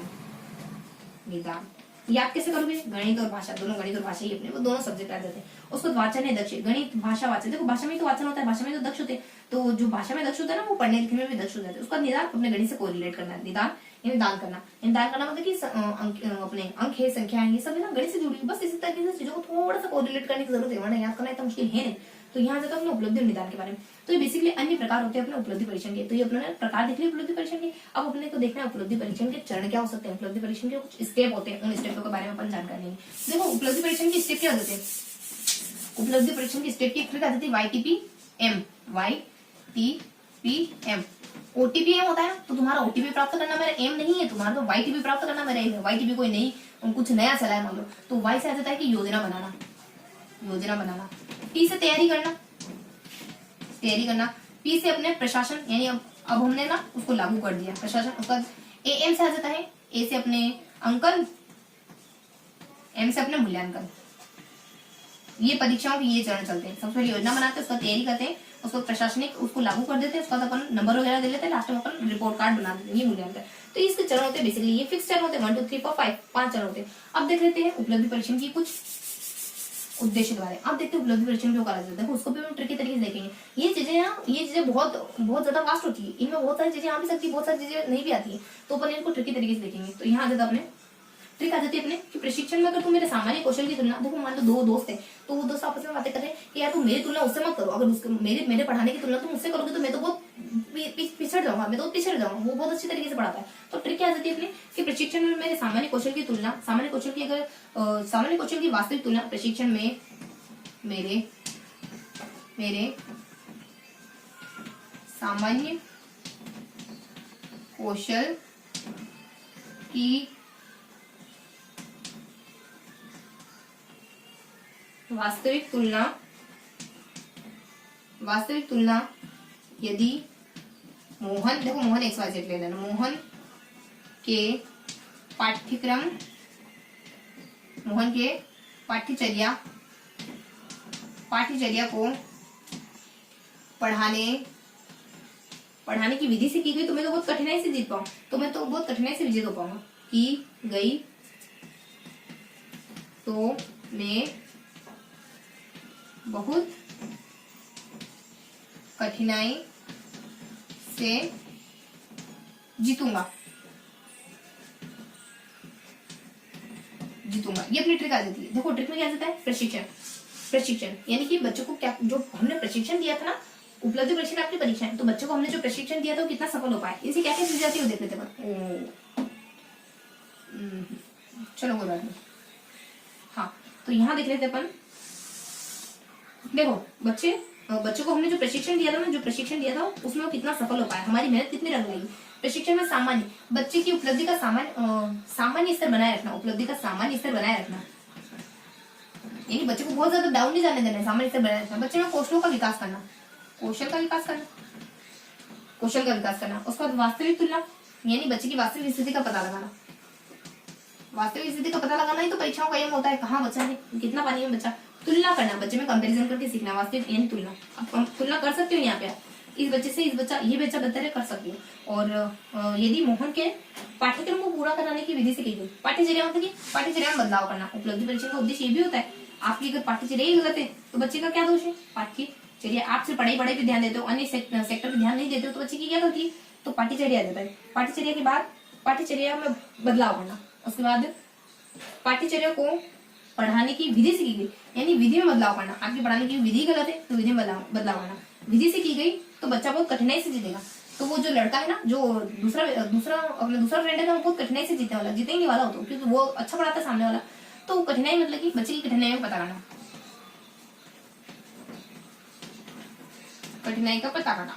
तो बेसिक से इन्फॉर्मेशन होती है इसके बारे में, इसके उद्देश्य होते हैं, बेसिक से इन्फॉर्मेशन होते हैं इसके। प्रशिक्षण में सामान्य क्वेश्चन की तुलना से करिए तो बहुत कठिनाई से जीतेगा। इस तरीके से अपने ट्रिकी तरीके से सारी चीजों को अरेंज करने की कोशिश करिए। बेसिक उद्देश्य होते हैं, उपयोगिता है, महत्व है, सारा कुछ एक ही है। तो बेसिक उद्देश्य होते हैं, इनके अलावा कुछ और चीजें भी जुड़ सकती है जो इन्हीं से रिलेटेड है। अगर एक टॉपिक हमें क्लियर हो गया तो इससे जुड़ी चीजें हमें वापस फिर दिक्कत नहीं होनी है। तो ये अपने उपलब्धि परीक्षण के बारे में सारी जानकारी उन्होंने कवर कर दी।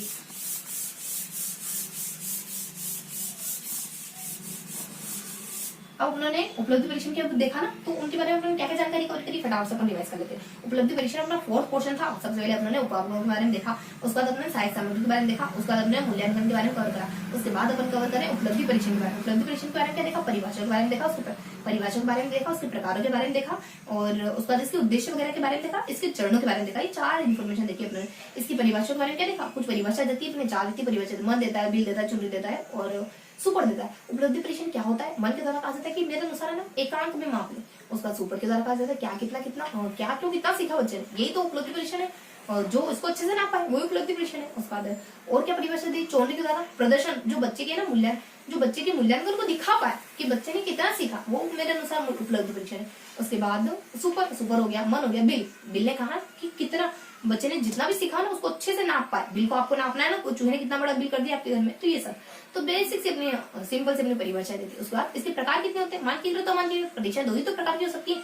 तो ये अपने ना गुड़े और हंट ने बताया था मानकीकृत और अमानकीकृत होते हैं। देखो अमानकीकृत में क्या जाता है, अमानकीकृत में ना वस्तुनिष्ठ हो सकती है, व्यक्तिनिष्ठ में लिखित मौखिक प्राइम। उसका अन्य प्रकार देखें तो ये भी 2 ही होते हैं, लेकिन इनमें थोड़ा सा इंटरनल डिवाइडेशन, अन्य प्रकारों में 2 और हो गए। 2 चौथा टॉपिक देखना ना, तो अन्य प्रकारों में अपने 2 वर्गीकरण और हो गए। क्या हो गए, अपने निदान और फर्स्ट जो अपने बताया ना आपने कि फर्स्ट इसमें होता है अमानकीकृत, सेकंड होता है अपने मानकीकृत और अमानकीकृत। तो इसमें ना मानकीकृत को 2 बता दिया, विशिष्ट और सामान्य। उधर भी 2 बता दिया अमानकीकृत में, क्या उपलब्धि और निदान। और यहाँ विशिष्ट और सामान्य में आपने विशिष्ट की कैटेगरी में थोड़े और प्रकार, सामान्य की कैटेगरी में और प्रकार बता दी। क्या आपकी मतलब की सब्जेक्ट बता दिए, ध्यान रखना आपने, गणित बता दिया। उसके बाद अपने भाषा बता दी, भाषा वाचन में दक्ष, बस भाषा वाचन में दक्ष याद देता आपने। उसको गणित अपने निदान, दान करो तो निदान से नहीं गलती को फाइंड करना होता है, लेकिन दान करो तो गणित अपने अंक गणित आती है, मतलब संख्या वगैरह जिक्र आता है, तो गणित और निदान। तो ये इसके प्रकार होती है। और इसके अपने उद्देश्य बताती है। इसके उद्देश्य क्या है कि इसके ना 2 दोस्तों को कंपेयर करके इसके उद्देश्य, उपलब्धि परीक्षण के उद्देश्य कैसे बताया, 2 दोस्तों को आपस में कंपेयर करा कि अगर तुम प्रशिक्षण है ना, 2 दोस्त टीचर के प्रशिक्षण में गए थे, मान लो ना शिक्षक सम्मेलन में गए थे, तो कह रहे हैं कि प्रशिक्षण में अगर तुम मेरे सामान्य कौशल की तुलना, अगर उसके सिलेबस, अगर उसके पढ़ाने की टेक्निक से तकनीक से या टेक्निक से करोगे तो मैं बहुत मुश्किल से जीतूंगा। तो इस तरीके से इसमें सारे शब्द सिमट गए थे अपने।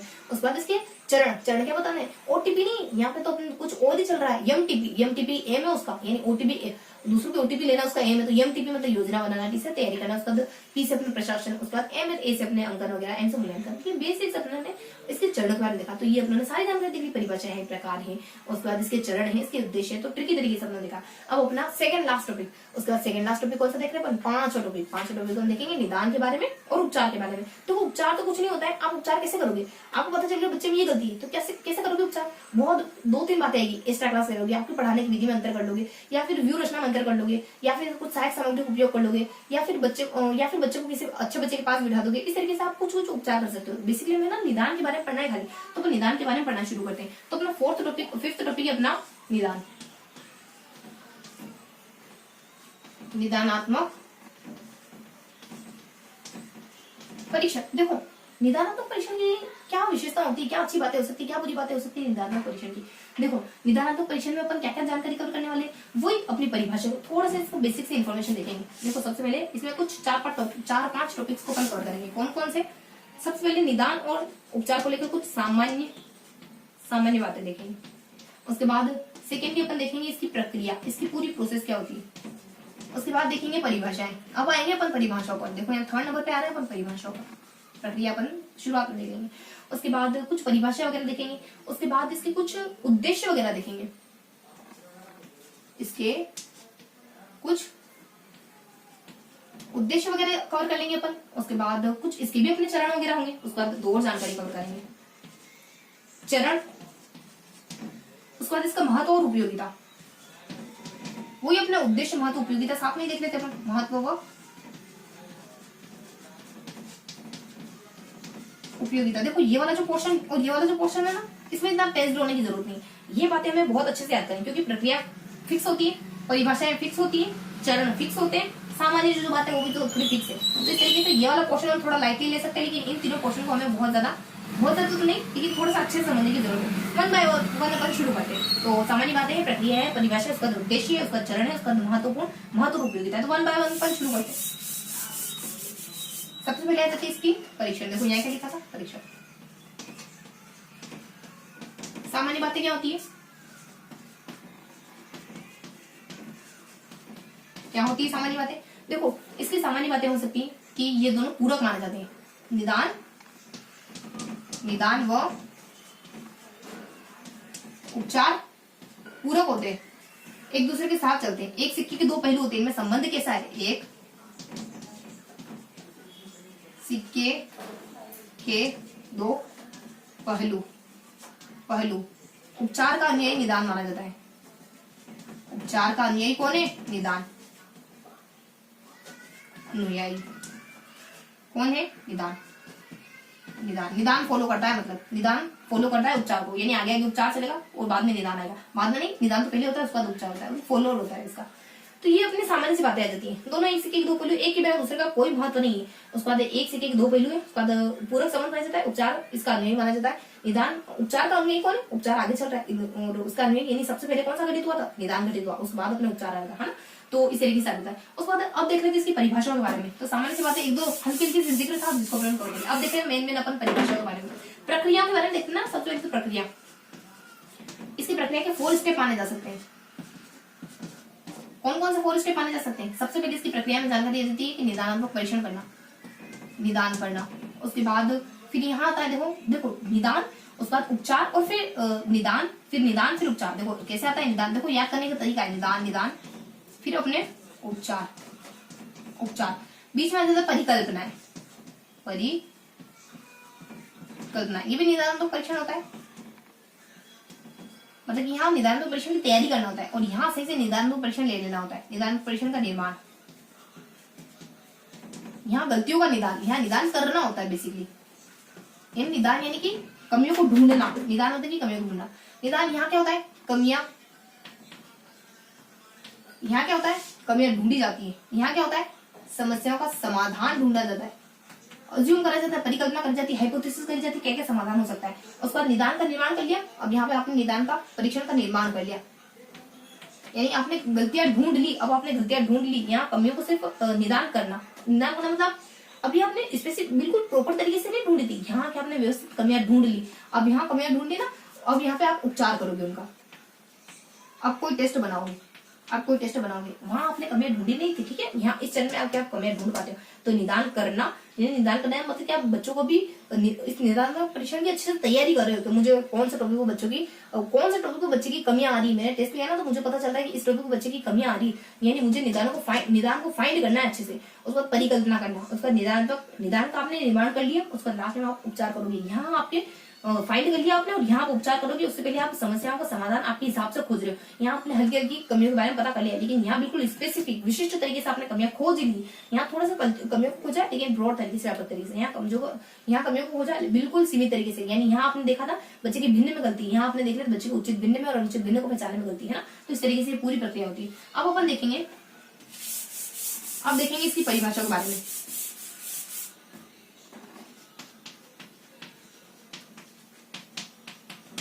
इसकी परिभाषा क्या क्या हो सकती है, इसकी परिभाषा में 3 व्यक्ति आ जाते हैं, एक तो आ जाते हैं गुड, एक आ जाते हैं सिम्पसन, एक आ जाते हैं मर्से। देखो गुड के द्वारा कहा जाता है कि कमियां, एक ऐसा परीक्षण जो कमियां खोजे।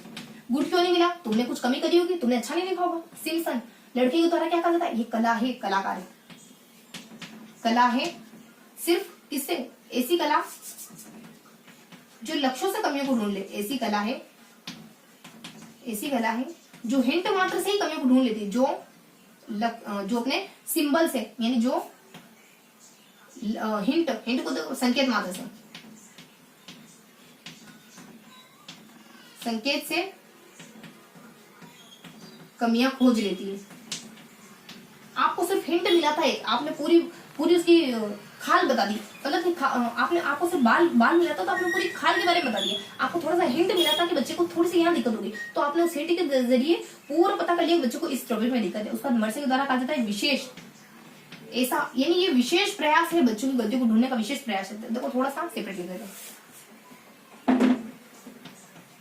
मर्से, बच्चों की कमियों को खोजने का बहुत बेहतरीन विशेष प्रयास किया जाता है। मर्से यानी मुझसे ना अपने विशेष प्रयास यानी अपना विशेष एफर्ट लगाए बिना रहा नहीं करते, जब तक मैं अपना 100% दे दूंगा मुझे सुकून नहीं मिलता, मुझे शांति नहीं मिलती थी अपने मन से। सिम्पसन, किसी का बेटा बहुत कलाकार है यार, बहुत कलाकार है, कुछ भी ले जाओ ना, कुछ भी इलेक्ट्रॉनिक सामान ले जाओ, फटाफट जोड़ तोड़ के ठीक करके दे देगा। तो ऐसी कला है जिससे आप हिंट मात्र से पता कर लेते हो कि बच्चे में क्या कठिनाई है। गुड के द्वारा तुमने कुछ अच्छा काम नहीं करा होगा तो कमी देगी होगी तुम्हारे काम में, तभी तो तुमको टीचर ने गुड नहीं दिया होगा। टीचर क्यों गुड नहीं देगी, तुम्हें सबको देती है, तुमसे क्या उनका रंज है, तुमसे क्या दुश्मनी है उनकी। तो ये आ जाते अपनी परिभाषा। अब क्या लिखेंगे अपन, अब देखेंगे इसके चरण, इसके चरण कितने होते हैं, इसके चरण माने जाते हैं बेसिकली 3। कौन कौन से चरण हो सकते हैं इसके, सबसे पहले नियोजन करना। नियोजन मतलब कि आप प्लानिंग कर रहे हो कि मैं बनाऊं कि नहीं बनाऊं, मतलब बनाना तो ही, लेकिन पहले प्लानिंग कर रहे हो, उसके बाद आपने निर्माण कर दिया है, उसके बाद आप लागू कर दिए, अब परीक्षण कर रहे हो, बच्चों के ऊपर परीक्षण कर रहे हो। इनके भीतर भी अपने कुछ चरण हो सकते हैं। नियोजन में कुछ 4 चरण माने जाते हैं हल्के हल्के से, यानी विषय को थोड़ा सीमित करना। पहले तो आपको पता था कि बच्चे की यहाँ दिक्कत है, अब आप पहले मान लो आपको पता चला बच्चों को मध्यकाल नहीं आता, मध्यकाल में फिर पता चला बच्चों को मुगल काल में दिक्कत है, मुगल काल में बच्चों को है ना राजा का नाम याद नहीं हो रहे हैं, पूरी सीक्वेंस याद नहीं हो रही मुगल काल के राजाओं की। तो ये आपने उसको सीमित कर लिया, क्षेत्र को सीमित कर लिया। उसका निर्णय वगैरह लेना, कुछ निर्णय वगैरह लेना, निर्णय यहाँ पे भी निर्णय वगैरह, किसके निर्णय, यानी नियोजन से संबंधित निर्णय लेना। आपको कौन से विषय, इस विषय वस्तु को मतलब कि कुछ ऐसे विषय वस्तु का विश्लेषण करना, यहाँ विश्लेषण भी आता है। ये इतने स्पेसिफाइक नहीं होते हैं, मतलब ये इतने 4 हो, बिल्कुल 4 ही हो ऐसा नहीं होता है। नियोजन में कुछ चरण शामिल होते हैं, जैसे कि उस विषय को बहुत ज्यादा सीमित कर देना। आपने तैयारी करी कि आपने जो भी मतलब कि आप ये टेस्ट करने से पहले आपने तैयारी ये करी कि आपने उस बच्चे की जो कमी आ रही थी ना उसको थोड़ा सा सीमित कर दिया, थोड़ा सा स्पेसिफाई कर दिया, यहाँ कमी, थोड़ा सा आपने विषय वस्तु का विश्लेषण करा कि बच्चे को हाँ यहाँ दिक्कत है, निर्णय लिए कि इसको कैसे अपन ठीक करेंगे, विषय वस्तु के संबंध में भी निर्णय लिए, कुछ निर्णय वगैरह लिए। तो इस तरीके से अपनी इसके बारे में थोड़ी सी हल्की जानकारी थी, इनके बारे में थोड़ी सी और कुछ जानकारी थी। उसके बाद निर्माण के बाद भी थोड़ी सी कुछ जानकारी थी कि जब आप निर्माण कर रहे हो ना तो क्या करोगे, विषय वस्तु इसमें 3 हल्की हल्की बातें होती है। क्या यहाँ आ जाता है कि आवश्यक ज्ञान आ जाता है, उसके बाद अपने परिवर्तन आ जाता है, व्यवहार में परिवर्तन आ जाता है, उसके बाद विषय वस्तु आ जाता है, विषय वस्तु की प्रकृति आ जाता है। यहाँ क्या आ जाता है, विषय वस्तु की प्रकृति। विषय वस्तु की प्रकृति, आप निर्माण कर रहे हो ना, तो आप प्रकृति ये नेचर देखोगे सब्जेक्ट का नेचर कैसा है। बहुत ज्यादा टफ है तो मुझे बहुत ज्यादा कठिन क्वेश्चन नहीं बनाने, मुझे सरल क्वेश्चन बनाने। उसके बाद विषय वस्तु की प्रकृति आ जाता है। उसके बाद आवश्यक आरंभिक ज्ञान, आवश्यक आरंभिक ज्ञान जो भी बच्चे से जुड़ा हो, आरंभिक ज्ञान आपको लेने की जरूरत है ना, वो ले लो। इन बच्चे के बारे में पता कर लो, बच्चे को ज्यादा कठिन नहीं यानी बच्चों को कम कठिन, जो भी आपके आवश्यक ज्ञान है निर्माण के दौरान ये सब ले लो। उसके बाद यहाँ जाता है कि व्यवहार में बदलाव, व्यवहार में बदलाव, आवश्यक ज्ञान वगैरह ले लिया। अब आपने व्यवहार अपने टीचर को अपने व्यवहार में बदलाव करना है और देखना है कि कहीं मेरे में तो नहीं कमी है, या फिर बच्चे की कमी रहने का क्या कारण हो सकता है। मैंने लेसन पढ़ाया है तो क्या कारण है, अब मैं अपने व्यवहार में क्या क्या बदलाव कर सकता हूँ। तो ये हल्की हल्की सी इसके अंदर की जानकारी होती है। तो सीमित वगैरह सब्जेक्ट को नियोजन में कहता है कि सब्जेक्ट को और सीमित कर लो, विश्लेषण वगैरह करो कि बच्चे की कहाँ कमी थी, निर्णय वगैरह लो कि आप इसको कैसे ठीक करोगे। उसके बाद निर्माण में आ जाता है कि विषय वस्तु की आप प्रकृति देते हो, क्योंकि आपको अब निर्माण करना है तो सब्जेक्ट कितना कठिन है। आरंभिक आवश्यक ज्ञान, जो भी टीचर के लिए आरंभिक आवश्यक ज्ञान है उसको जुटाओ। अब टीचर अपने व्यवहार में बदलाव करेगा, अब ले लेगा टीचर परीक्षण, अब ले लेगा बच्चा, अब टीचर ले लेगा यहाँ बच्चे का निदानात्मक परीक्षण करना शुरू कर देगा। तो ये कुछ इसके निर्माणात्मक परीक्षण के कुछ चरण थे, ये 3 चरण थे। अब अपन देखेंगे, अब अपन वो जानकर देख लेंगे क्या इसके उद्देश्य क्या हो सकते हैं। इसके उद्देश्य क्या हो सकते हैं, देखो इसके उद्देश्य होता है, थोड़ा सा ट्रिकी तरीके से देखें। वैसे तो इसका उद्देश्य क्या होता है, एक ही मेन उद्देश्य होता है इसका, बच्चों की गलती का पता करना, यानी बच्चे पढ़ने में कहाँ मिस्टेक कर रहे हैं, बच्चों में कहाँ दिक्कत आ रही है, बच्चों को कौन सी चीज समझ नहीं आ रही, ये पता करना निदान का प्रमुख उद्देश्य होता है। इसके अलावा भी बहुत सारे इसके इर्द गिर्द उद्देश्य होते हैं। अब वो उद्देश्य कैसे होते हैं, अपन ट्रिक से याद करेंगे। देखो मान लो कोई एक लड़का है बहुत ढपोड़े पढ़ने में, लेकिन हमने उसको क्या सलाह दी, तू टीचर बन जा, तू रीट की परीक्षा दे ले। तो फिर 2-4 साल बाद हमें पता चला, मतलब उसने 2-4 साल तैयारी कर ली, पता चला कि तो बहुत ढपोड़े, ये काम हमने जो सलाह दी थी ना ये इसके लिए सही नहीं थी, इसको कोई दूसरे काम में सलाह देनी थी, हमको खेती बाड़ी करने की सलाह देनी थी, इसके माइंड को देखकर, इसके आईक्यू को देखकर। तो देखो ट्रिक क्या जाती है अपने कि यहाँ जब अपने विशिष्ट बालक, देखो टेक्निक अपने कि विशिष्ट बालक को हमने अध्ययन अध्यापन की व्यवसाय की सलाह दे दी, और फिर मूल्यांकन से पता चला, फिर आपके जांचने से पता चला कि ये पद तो उसके लिए था ही नहीं, ये पद उसके लिए बना ही नहीं था। तो यहाँ जब अपने विशिष्ट बालक को अध्ययन अध्यापन की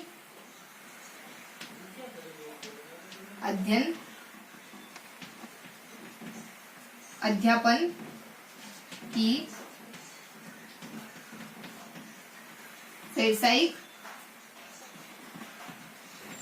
सलाह दी, पर मूल्यांकन से ज्ञात हुआ कि ये पद उसके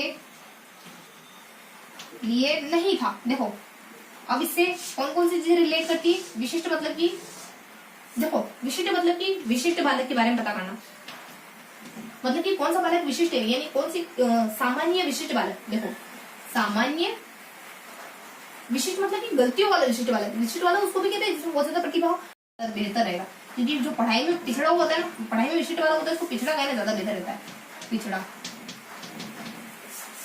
तो अपने विशिष्ट बालक हो या पिछड़ा बालक हो, इसके बारे में पता करना, विशिष्ट बालक या पिछड़ा बालक, इसके बारे में पता करना कि कौन सा बालक कैसा है। उसके बाद अध्ययन अध्यापन के बारे में पता करना कि अध्ययन अध्यापन सही से चल रहा है कि नहीं चल रहा, अध्ययन अध्यापन की प्रक्रिया के बारे में पता करना कि सही, इसमें परिवर्तन करना कि सही है कि नहीं, अगर सही है तो ठीक है, वेल एंड गुड है, नहीं है तो इसमें बदलाव करेंगे। तो अध्ययन अध्यापन, देखो टीचर वही है जो अपनी गलती तहे दिल से मान ले, ऐसा नहीं कि मैंने की दिया वो पत्थर की लकीर है, अगर आपने की दिया कुछ गलत की दिया तो एक्सेप्ट कर लो कि गलत की दिया। उसका अध्ययन अध्यापन की व्यवसाय, बच्चों को व्यवसायिक सलाह देना कि भाई तुम्हारे लिए ठीक नहीं है, तुम इस फील्ड में मत जाओ। वैसे तो कोई ऐसा व्यक्ति नहीं है जो कुछ काम नहीं कर सकता, लेकिन फिर भी कुछ दायरे होते हैं, कुछ सीमाएं होती है। आप में एप्टीट्यूड और एटीट्यूड दो चीजें पाई जाती है। एप्टीट्यूड हमारा दृष्टिकोण होता है, एप्टीट्यूड हमारी अभिक्षमता होती है। सचिन तेंदुलकर हर कोई नहीं बन सकता है, आप में जज्बा हो ये तो ठीक है, लेकिन एक बाय बर्थ कुछ आपको है ना, कुछ गिवन होती है, कुछ क्षमताएं गिवन होती है। हर कोई लता मंगेशकर नहीं बन सकता है, ये कुछ फैक्ट होते हैं, होता है तो होता है ना। उनको बाय बर्थ कुछ ऐसी चीजें मिली है जो हर व्यक्ति को नहीं मिलती। उसके बाद हर व्यक्ति को कुछ ना कुछ मिला है, ये जरूर है, लेकिन वो अपनी क्षमता को फाइंड करे, दूसरों की नकल नहीं करनी। इसको अध्ययन अध्यापन की व्यवसायिक सलाह दी जाती है, व्यवसायिक सलाह दी जाती है। और उसके बाद मूल्यांकन, यानी कि मूल्यांकन में